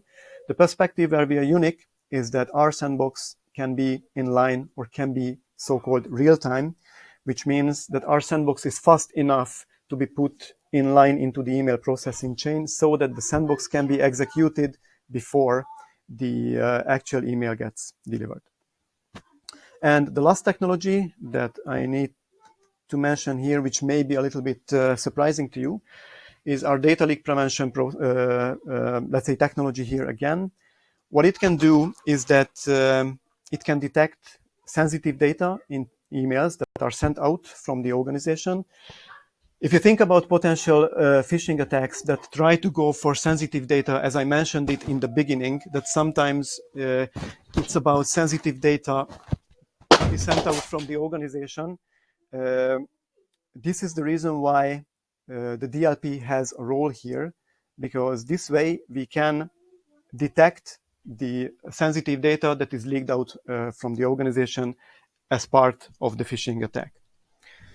So this was about the technologies in a nutshell, and a few more words about how and why we need to compensate for failing controls in existing email security solutions. What I have here as an example is the different Microsoft tiers that are available. And you can see that the technologies that OPSWAT can provide are not present at Microsoft at all. And the way how we can prove that we can really improve the security level at Microsoft is that we do a so-called free email security risk assessment. This is how it is conducted. And these are the results actually on 250,000 emails that we have previously examined. And you can already see the sad news here. So out of the 250,000 emails that has been, delivered by Microsoft, we could find more than 7,000, which is almost 3% of all the emails that get delivered. We could find over 7,000 that turned out to be malicious. I believe that this is a really high number. And this, in my opinion, also, validates or justifies to what extent and how OPSWAT can complement the failing controls. Because again, in the previous slide, you could see that Microsoft has 3 AV engines, not in this one, but in this one. Microsoft has 3 AV engines, but OPSWAT can have more than 30. And this way, we can improve the security posture a lot. The other number I would like to call your attention to is the number of actual phishing links in emails, which is also, in my opinion, a sad number. Over 40,000 out of the 250,000, almost 1/5 of the cases, there was a phishing email that was, delivered by Microsoft. But it is not only about Microsoft, because if I compare our technologies and our capabilities to our competitors or to other email security vendors, you can see, what is that they provide among the technologies that we have here, and what is that OPSWAT can do. If you look at, for example, the multi-scanning, there is only one vendor here that is even close to us. OPSWAT can provide, again, more than 30 AV engines. And regarding the other technologies here, the picture is even less positive. So again, irrelevant of if you have Microsoft only or if you have another vendor complementing Microsoft, deploying OPSWAT into your email security stack can improve your security a lot. Okay, so the free email security assessment that I mentioned in the beginning, so how you can test if OPSWAT can bring you a value. We have this free email security risk assessment, and here are the results from one of our prospects. Again, the same thing, the same sad news that I mentioned to you previously. For example, in their case, in the past 60 days, we could find more than 200 emails that had malware inside. Or we could find more than 1,000 emails that had a phishing link inside. And there is another one, we could find more than 3,000 emails in which our sandbox could find something that behaved in a malicious way. So this is, again, our free email security risk assessment. We provide our prospects with a report at the end. We provide our prospects with some charts and graphs at the end. And again, these are the technologies, these are the features. This is actually the benefit or the controls with which we can either complement Microsoft or compensate Microsoft's control failures. That was all my slides, and now it is time for questions. Awesome. All right, Carolee, what a great presentation. Thank you so much for walking us through all of that information. Very, very insightful. And we have a lot of questions to get to. So we are going to get to as many as we can. Before we do that, though, you guys had a question back to the audience. And the question that you had was, which of the following email security capabilities are currently used to protect your environment? Now, again, I do want to let everyone out there in the audience know we're not going to be publishing the results with your name next to it or anything, so don't feel like you're letting anything slip. This is just helpful information for us as we go through our questions here.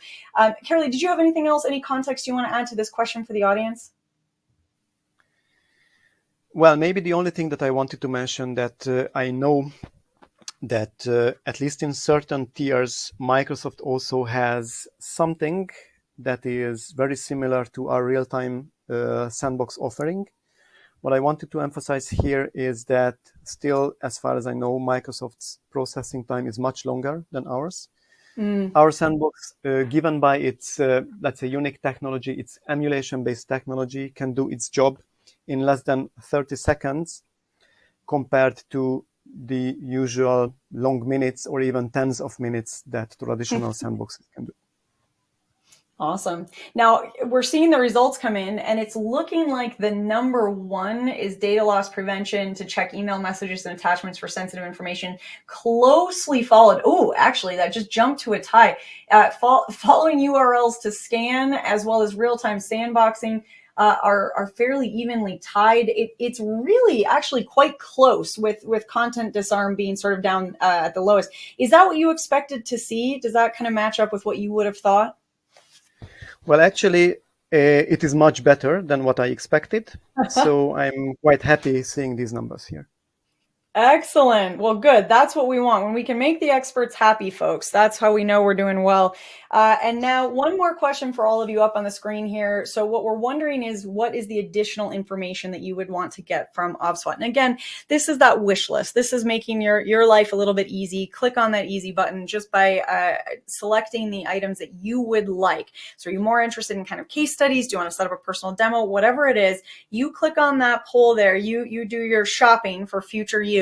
And while you're doing that, Carolee and I are going to get into some questions, as many as we can fit in. Are you ready? Yes.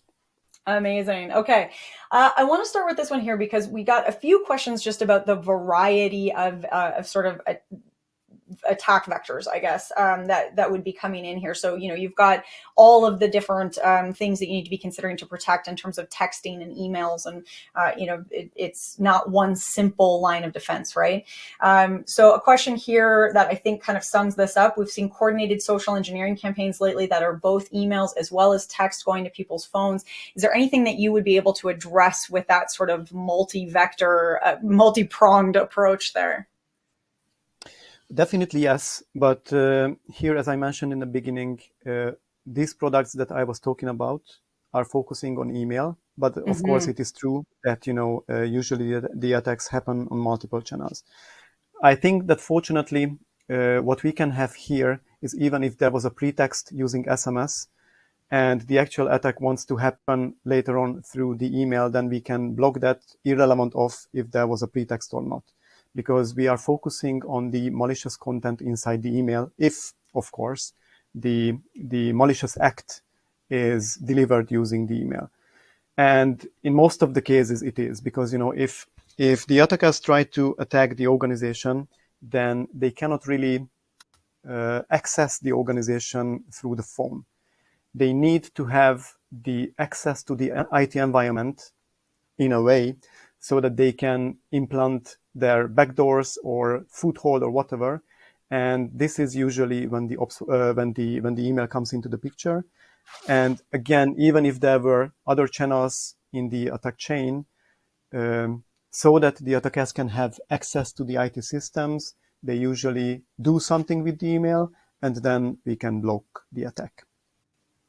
Well, maybe this feeds in then, because it sounds like there's some different options available. And I know that you were really focusing on Microsoft 365 today, but we did get a question just making sure that the Google Suite would also be protected, or anything that you'd want to address there.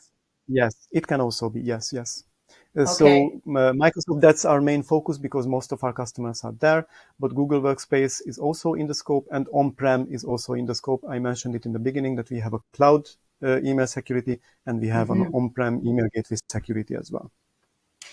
This is an interesting question. Does OBSWAT offer a mobile app so that an administrator could manage email exceptions, or do you have to log into an administrative portal? We actually have an administrative portal, but the portal is accessible through mobile devices as well. Perfect. Makes that nice and easy. We're cruising through as many of these questions as we can. I know I'm keeping you a little bit after, but I'm going to try to sneak in one or two more questions. Question clarifying where OBSWAT sort of sits. So is OBSWAT sitting between the Microsoft 365 email environment, or is it scanning a copy of transaction logs and then sort of recommending what it thinks, or how is that actually functioning? Yes, that can be many different, or not that many, but some different ways. Okay. Most of the audience probably knows that Microsoft offers the so-called Graph API for integrations, and that's what most of the integrated cloud email security solutions use. So by Gartner, the segmentation of the business is secure email gateways, for example, Microsoft, that can provide the basic email hygiene. And there are the integrated cloud email security solutions that usually integrate to the secure email gateway using the API.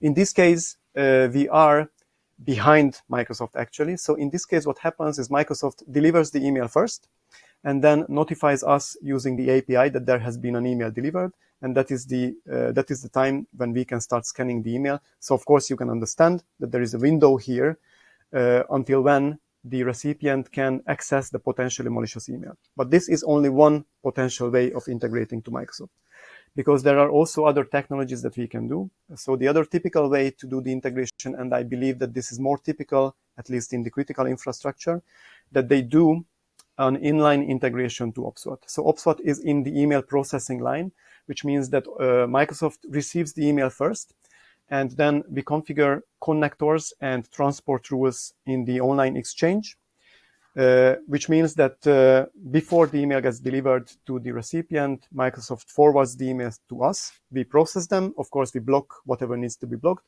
and whatever can be delivered, we send it back to Microsoft, and Microsoft can then deliver it. That's a second potential option to integrate. And of course, there is always a third potential integration option using SMTP. In that case, OPSWAT can be the MX of the organization, which means that OPSWAT will receive all the emails first, process them, and whatever turns out to be benign or harmless gets delivered to Microsoft as a second step. That's it in a nutshell. Well, that was a lot of information you packed into that nutshell. Thank you very much for that. And I cannot tell you how much I wish we could keep going with this conversation. We are going to have to leave it there. I apologize. I have kept you over time, but there were just so many questions. I wanted to get to a few more. We certainly did not answer all of the questions. So I am going to make sure that we get all of these questions sent to your team. You will be able to follow up over email. And if you have some time to stick around on live chat right now, we can get some answers back to folks as well. So for everyone that asked a question, thank you very much for that. As a final sort of takeaway or action step, if somebody does want to get started with OPSWAT right away, what would you recommend as the first step to following up on this conversation here? Well, the easiest is to get in contact with our team through our website, or probably our email addresses are going to be advertised later on, or maybe it was even there in the presentation. So feel free to get into contact with us whatever way you would like to. Then we can have a demo, we can have POC, we can have a free trial, whatever can satisfy your needs. Well, I love that. Nice and easy. Certainly reach out. Make sure you keep this conversation rolling. You can also click on the poll right now. You can click personal demo right there, and then they'll set that up for you.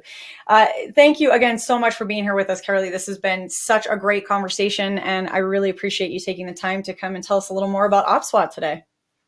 Thank you very much for your attention and time.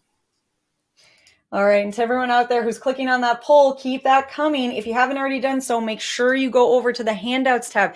You can get that handout from OPSWAT covering Meta Defender for Microsoft 365. This is going to explore how you can get that advanced email protection against threats that could be potentially bypassing the M365 security. So make sure you've got that. It's a quick, easy read worth checking out. So download that, hold on to that for later, but don't go anywhere yet. We have another prize giveaway for you, and we are going to give away a $300 Amazon gift card, as well as a PlayStation 5 console. So a reminder that you do need to be here live and present at the MegaCast, but we're having so much fun today. Where else would you want to be, my friends? This is the place to be today. Our $300 Amazon gift card today is going to Harold Neiman from Wisconsin, another Wisconsinite. Oh man, my people, I love it. Harold Neiman from Wisconsin.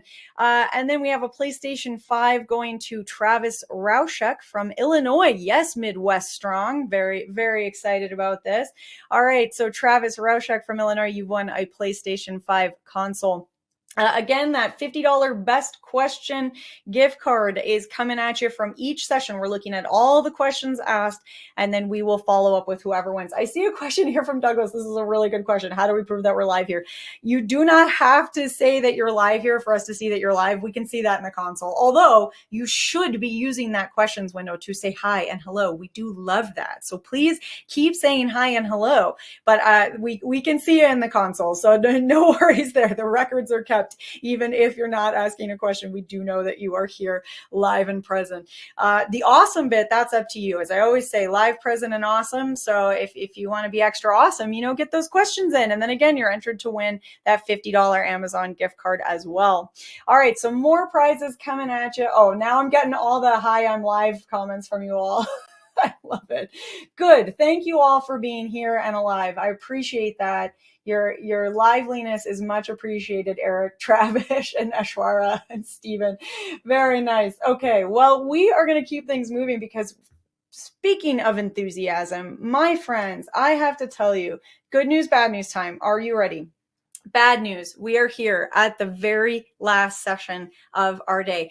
Good news, we get to close things out today with the Laceworks crew. How's that for a grand finale? This is going to be a great final conversation of the day. I am so excited that I get to introduce you all to a rock star crew: Tony Karam, product marketing at Lacework, Andy Schneider, field CISO at Lacework, and Phil Buse, research manager, cloud security at IDC. Like I said, absolute rock star lineup, right? Now, Tony, I think you said you're going to help moderate this conversation between Andy and Phil today. I know we've got a lot to cover, so I'm going to step back. I'm going to hand things on over to you. Take it away, Tony. Welcome, everyone, and thank you for joining today's session, How to Reduce Cloud Identity Risk. Joining me today, we have Phil Buse, Research Manager of Cloud Security at IDC, and Andy Schneider, Field CISO at Lacework. Good afternoon, Phil, and good evening, Andy. Thank you both for joining me today. Hey, Tony. Hey, Tony.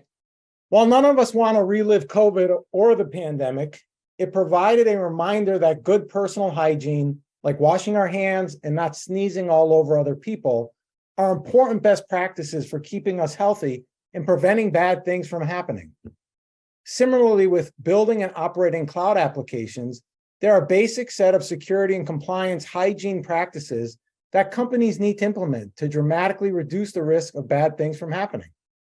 These have to do with gaining visibility of what cloud resources are in use, and then assessing whether they pose any inherent risk to the business.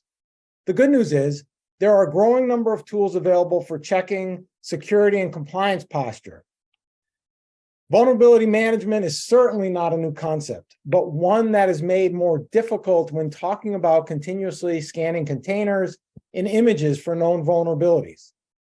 Tools like Cloud Security Posture Management help provide an inventory of cloud assets and ensure the proper configuration and use of those services. And there are a number of open source and third-party infrastructure as code scanning capabilities, so teams can assess the posture of their infrastructure as code within development long before code gets into production. Kubernetes security posture management is very similar to cloud security posture management, just for your Kubernetes environments.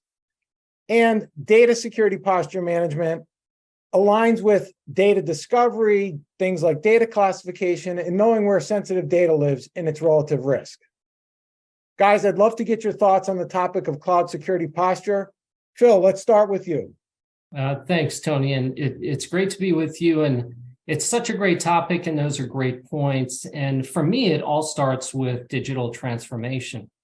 So digital transformation has driven the move to the cloud for the past several years, which resulted in an initial lift and shift approach, as I think we're all aware, with suboptimal application performance and security gaps kind of left in its wake, right?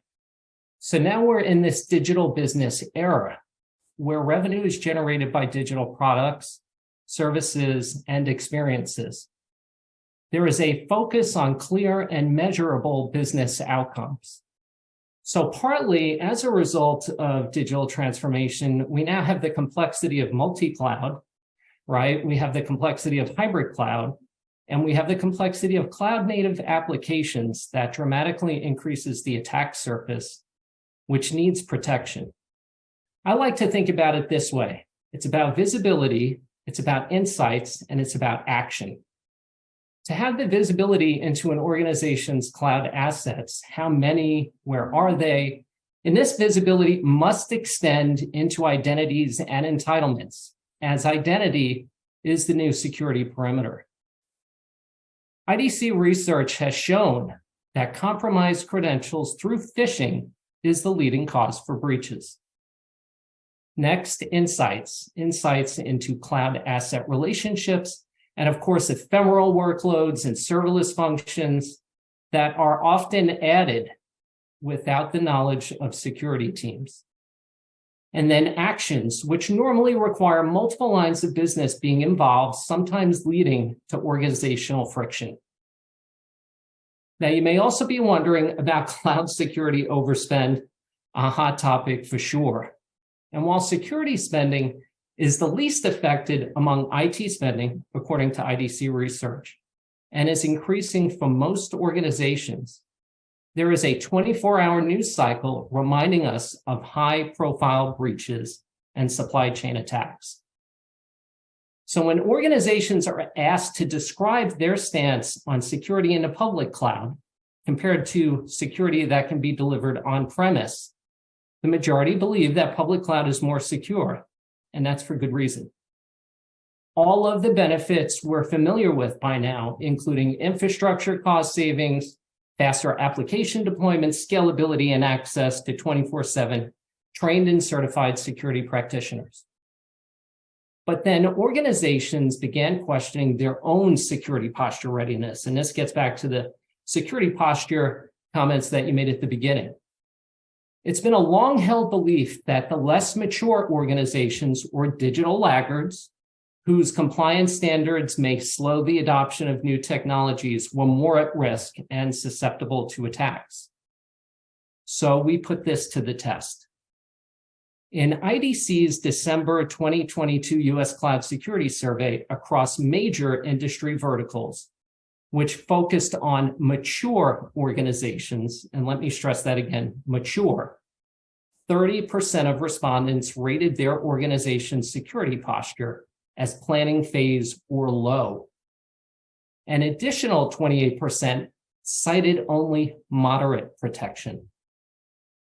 So that's a combined total of 58% describing their posture as moderate or less than moderate. For me, it's concerning that your research shows that most of the mature organizations still are in an immature security state. If we look at cloud security, I think I know why it's the case. So if you think about large organizations that move to the cloud, many proceed with a lift and shift approach. So they try to go with lift and shift to the cloud. And if you think about a security team, if you just want to, from a digital business, so the digital transformation, you just want to modernize your business and your digital product that you have, maybe a web shop or an e-commerce application, a banking application, whatever. Moving to the cloud means that from a security perspective, you have no longer one infrastructure to protect, but you have two infrastructures to protect. And in the business case of that digital transformation, usually no one says, oh, we need double the amount of security people for that. Because it's, maybe we have a good security team, but they are good network security engineers, and maybe we don't need the network security engineers in the cloud anymore. So I think no one is doing that calculation in their business case. So with that lift and shift, what is happening that many security teams and CISOs out there, they have to deal with that cloud thing suddenly. But in their mindset, they are still in a perimeter. They have network protection, so a very network-centric security approach. And also from how you do security, it's very hierarchical. You have a CISO, you have a security team, you have to ask for permission. If you then enter the DevOps world, well, asking for permission is not the normal thing that you do. They do, and they do it very quickly. And suddenly in the cloud, things are data and identity driven. So the network disappears completely. So if you then have a security team that tries to lift and shift their security mindset, so you have to have a firewall and you put a cloud firewall in front and the problem is solved, well, that's not the case. So reality looks differently. So I think that's where then CISOs and security teams realize, okay, we have to start over. And they start from, let's get some visibility, what we have. Then we move over and we do a configuration and we do things right from the beginning on, either on the left side or on runtime, so the posture management. And then they move very slowly to the right. Personally, I think that's it's an approach that I understand also from budget perspective, but it's the wrong way how to do that. So if you have a child and that is your digital crown jewel, and you have a wooden house that might be your cloud infrastructure, you can clean it up as often as you want. You might want to put a sensor in it, a fire sensor, in case there is a fire in there. So many start on the left and then slowly move to the right. And there's that hype around shift left, and shift left is good, but you framed it right with shield right is very important. So you can also start with shield right, and then you you're not secure, but you know if something happens, if a fire breaks out, I see that, I can react to that, and I have enough time to really clean up the mess that has been created. And I think that is not happening. Organizations really jump to the left and very slowly move to the right. And in that time, and this can take like 2 years or 3 years in a large organization, they would even not detect any attack. And this is, for me, concerning. And the second thing is, if you then come in with your network mindset, many don't understand that it's all about data and identity. And we talk a lot about identity today. It's identities. You have to find these toxic combinations and other things. So identities are the key to be successful in the cloud. I think we all agree, everybody agrees that, cloud hardening your cloud security and compliance posture is critical, right?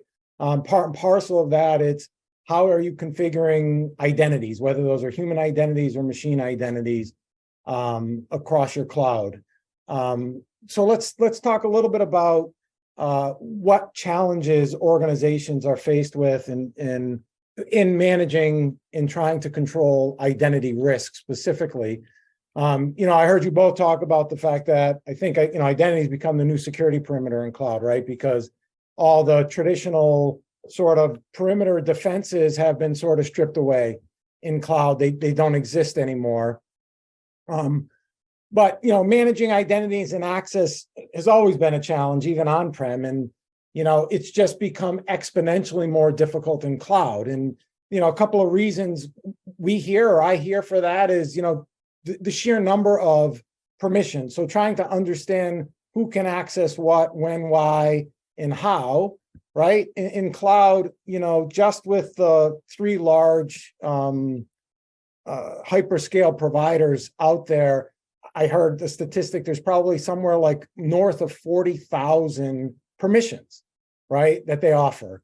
The other challenge organizations seem to be faced with is the fact that, a lot of research will show most organizations, especially large organizations, have a multi-cloud strategy. Well, the fact that the large cloud service providers all speak their own identity and access management language, they all have their own taxonomies, really creates an issue, right, for organizations on, how do they track identities across these platforms, right? It becomes really difficult for them to do that. I think the other thing is we've heard is the fact that identity, how we define digital identities has completely changed in cloud. Earlier, for on-prem services and applications, mostly we were concerned about human beings, right? Human identities and what they had access to. But a simple cloud deployment can introduce thousands of non-human or machine identities that are constantly changing, right? Unlike us as human beings, we don't change all that much. The profile of those machine identities and service identities can be constantly changing. They may only live 4 seconds or minutes, right, at a time.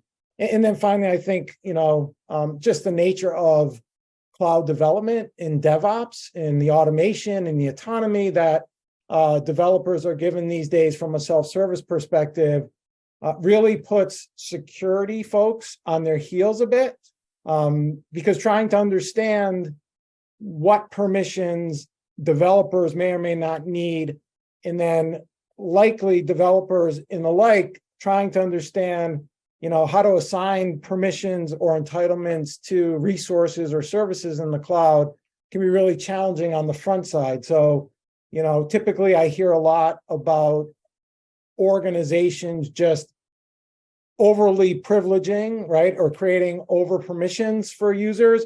And they all have good intentions, right? They all say, hey, look, we'll just give everybody everything and then we'll kind of scale back from there. The reality, though, I think is what we hear is that scale back never really happens. People don't go back and don't do that job. So certainly would love to get your sort of feet on the street perspective, Andy, on kind of what you're hearing folks are really challenged with, if what I said sort of resonates or if there are other things you're hearing about.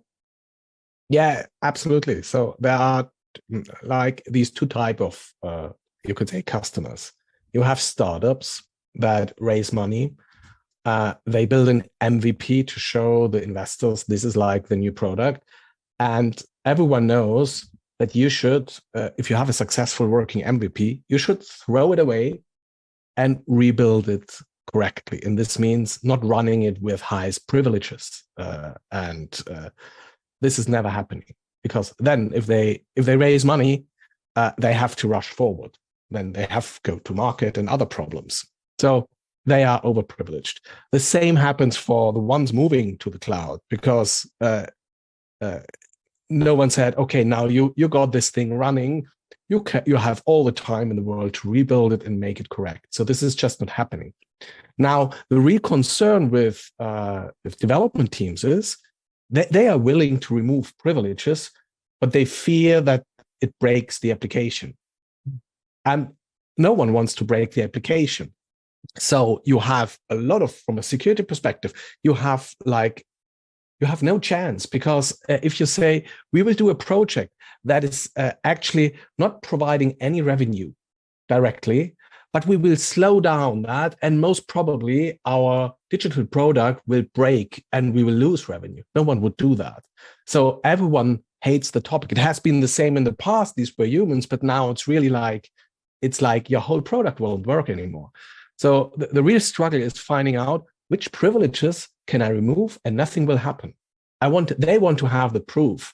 And this did not exist in the past. So that's I think the real challenge on the one hand. And the other thing is, if you build everything from scratch in the cloud, it will look beautiful in the beginning, and you just have to wait for a couple of years and it will look messy like on-prem, just to say it like that. So it's many are not aware that if you don't do it right now, it really become an enormous problem later. That's a lot to unpack, really. And, you gave some great examples, I think, of the overprivileged by default and lacking visibility in accounts and not being able to determine the identity risk and the right sizing of the permissions. So first, I think organizations need to unpack the nature of those entitlements. And the fact that the number of entitlements is really overwhelming many security teams brings to light the division of tracking those entitlements between humans, or the users, and machines, consisting of serverless IoT devices and the like. Tony touched on this earlier. IDC research on this topic does confirm that among organizations which have a current KIM solution, 2/3 are tracking non-human entitlements. And considering the highly ephemeral nature of non-human workloads, as Tony mentioned earlier, which can last for minutes or seconds, commonly referred to as invisible, makes this percentage likely higher. So these challenges are compounded by multi-cloud, the correlation of entitlement data with other security findings, and regulatory compliance reporting. So entitlements which are not managed and tracked properly can lead to those overly excessive permissions, creating visibility gaps and opening the door to the cybercriminal, the malicious insider threat, or the unintended employee negligence, which I think organizations are just having a really tough time with. So there is also this growing talent shortage, adding fuel to the fire, which I think we're all very familiar with. IDC research shows that in response to the growing talent shortage, organizations are using non-security staff. Think of IT admins to handle security. Just think about that for a second. Once we start dealing with challenges of IAM, identity access management, and cloud infrastructure entitlements management, or KIM, which are really hard to begin with, you can go off the rails pretty quickly. So we're seeing KIM as becoming a foundational component to those platforms going forward. So love to pick your brain, both of you. Phil, let's start with you, on what you're seeing relative to best practices and core capabilities for this new emerging set of capabilities around KIM. So when I think of a modern KIM roadmap, there are 5 signposts which should be considered. You have to evaluate the net effective permissions. So those permissions that are programmatically given directly through a resource or resource-based permissions through a group, or assume transient roles that give permissions. That there must be full visibility at a granular level of cloud identities, resources, and related permissions. Second would be to enforce least privileged access, as you mentioned, or LPA. And that goal of LPA is to assign the user only the necessary privileges and access to resources to complete a task, no more, no less. LPA helps to further limit attack surfaces, which I think is really key, by reducing the total number of exploitable vulnerabilities with the establishment of those least privileged controls. What was once a dreaded manual task is now becoming automated. So in concert with LPA, KIM delivers improved security, capacity planning, audit compliance, and the ability to maintain control over licensing conditions. Third, you need to manage and track those excessive permissions. And this is something that I'm going to keep coming back to. Organizations must be able to view used versus unused permissions. For example, a standard industry use case may be the mining of all log data.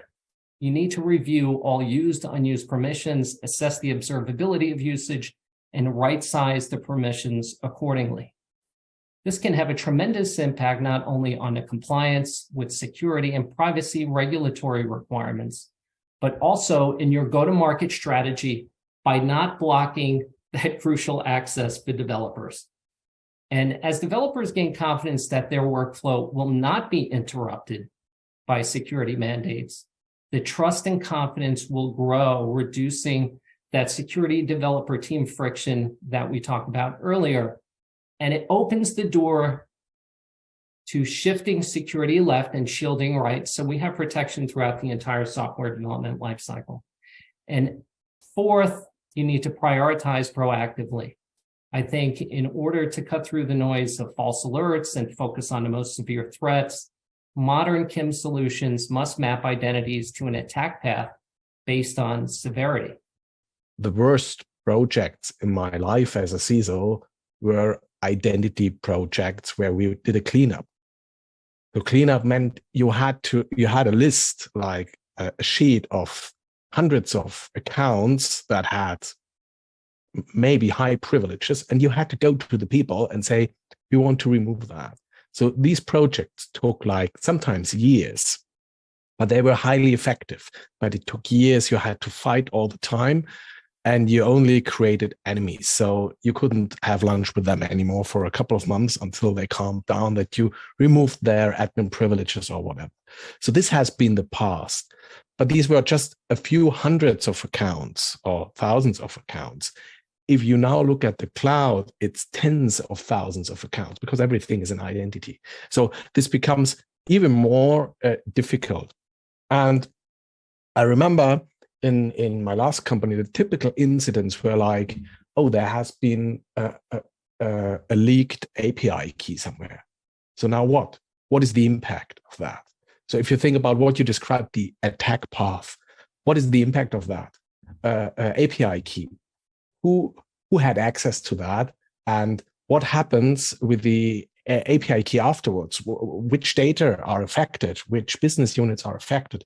So having that immediate visibility is very important in that fast-paced world that we live in. So if an incident happens, you want to understand as a security team, what do I need to do now, right now? What is impacted by that? What is the right playbook that I can apply here? So it's part of KIM to give you that answer. So a good KIM solution for me is not like a standalone solution, but gives the information, the context to other disciplines that we have, like attack path is also used for vulnerability management to show where's that and what might be affected by that. So you can enrich that there. But you can also enrich additional information. So if you know how an identity behaves, this is really helpful because you find out, well, even if the vendor says, your third party, you need, let's say, 100 privileges granted to that, maybe you never use them. And it wouldn't be the first time that we would have third-party breaches from vendors that the root cause was just overprivileges that were in there. So you can reduce that. So a good KIEM solution by itself identifies and analyzes what is being used versus what is being granted.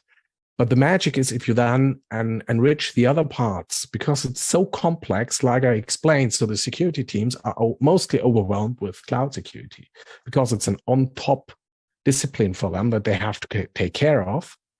I think it's important for them that they know where to focus on. Is it now patching these 30 hosts, or is it reducing the privileges from these identities without the danger of breaking anything? So helping teams to focus on the right thing, what to do next, I think is the most important part. In the past, I never knew, is it now reducing the privileges? Is it now the important part to do that? Or is it patching? Or is it something else? Is it awareness training? You just did what you had to do, but the tools today in the cloud, they can help you. They can analyze everything and can show you identities are not good, but maybe you have everything messed up so dramatically. Maybe first start with step ABC. So, and the CNAP platforms, they shall provide that, but they are not only effective if they really share their context in between.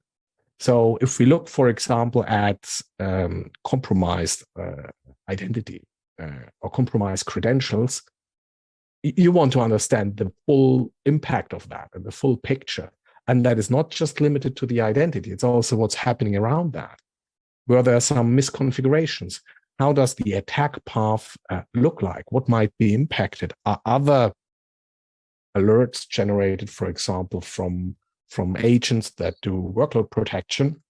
That something is also happening on a host. To get that full picture, that's for me the key to do that, to really help security teams running the best remediation or the best playbook at that time.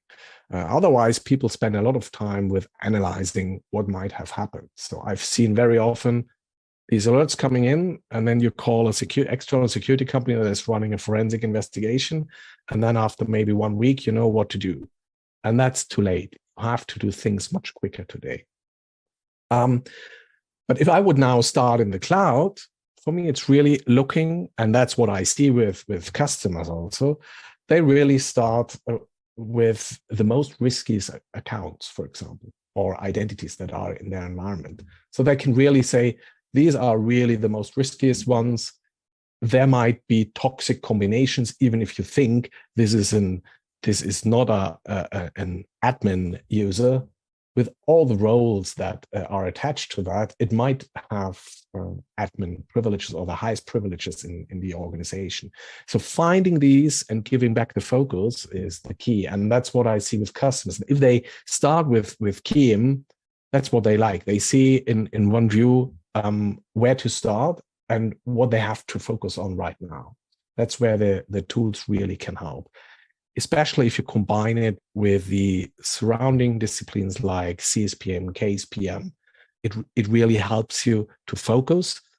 And like I said in the beginning, and Phil also said that shield right is very important. So adding that detection capabilities is key, because every or almost any attack in the cloud will have identities in there. So having that shield right approach on top of that, KIEM and CSPM, I think, is the best way to be successful.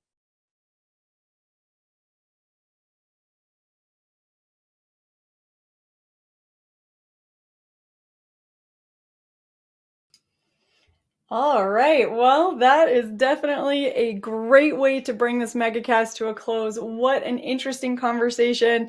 I was so glad that we got to sit in and really dive in a little bit further to what is making our expert presenters excited. Again, listening to what Andy and Phil wanted to discuss and Tony kind of guiding us through that.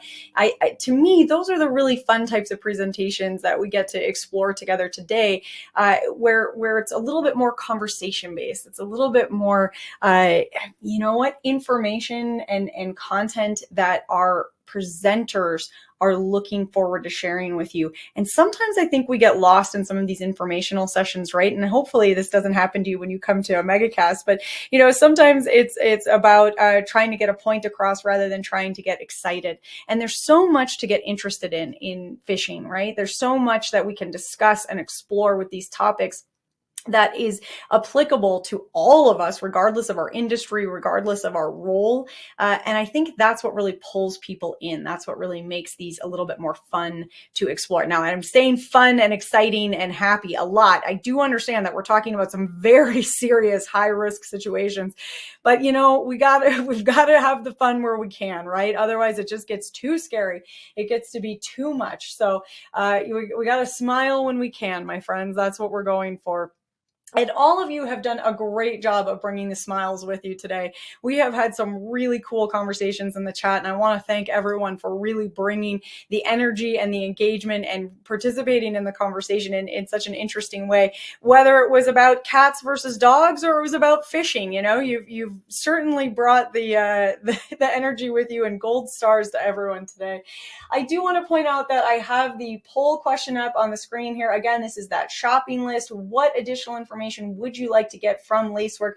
There's lots of great info here, so make sure that you click on the follow-up that are going to be most impactful for you. What do you need to share with your team? What do you need to jog your memory? What do you need to bring to a decision maker in your group, or if you're the decision maker, to explain a sort of next step? So this is where you want to make sure that you're clicking on these polls, getting the info that you need, and make sure that you have that takeaway with you.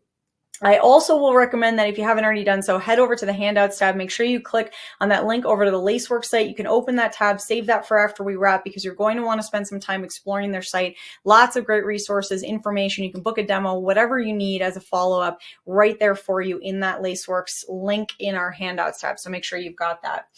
I'm seeing Kevin says cats rule, and Eric seconds that. We've got some high fives and thank yous for the event. I agree that the event has been awesome. I haven't weighed in here. I have to tell you, I do not know if I'm a cat person or a dog person. I love them both. That's such a cop-out answer. I love whatever animal is in front of me in that moment. That is the animal that I love. From hedgehogs to newts to dogs to cats, my friends, I have had all the weird pets, and I love them all. Today I'm just thinking about pets here, so I'm totally distracted. We do have a prize giveaway. So for those of you that are saying, great, but let's get to it, let's do that now. We have a $300 Amazon gift card. Oh my gosh.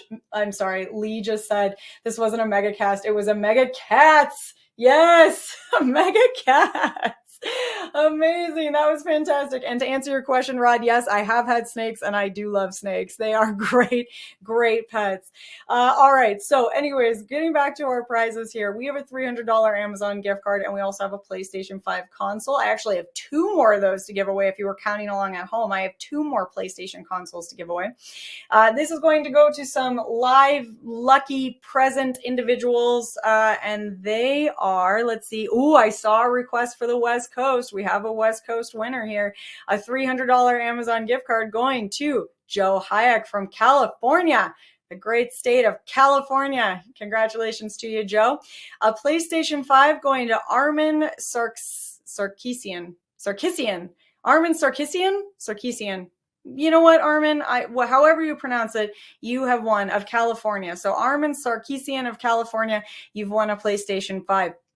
And we have one last PlayStation going to Brian Deal from Ohio. Brian Deal of Ohio, you have won a PlayStation 5. Let me read our entire winners list for you all. Although, hey, aren't we all winners today? I really feel like we all kind of won just by being here. Gift card going to Michael Martin from Texas. A PlayStation going to Matt Lutz from Wisconsin. Gift card going to Sean Diaz from Nebraska. And a PlayStation going to Anton May from Illinois. Gift card going to Harold Neiman, also from Wisconsin. See, I grew up in the Midwest. I can do the Wisconsin. We've got the PlayStation going to Travis Rauschek from Illinois. I don't know how to do an Illinois accent. If anyone knows how to do that, let me know. I can do Minnesotan. I can do the Minnesotan. I can do Wisconsin, but I don't know what Illinois is. Michigan's tough too. A gift card going to Joe Hayek from California, and a PlayStation going to Armin Sarkisian. You'd think I would have gotten it right the third time.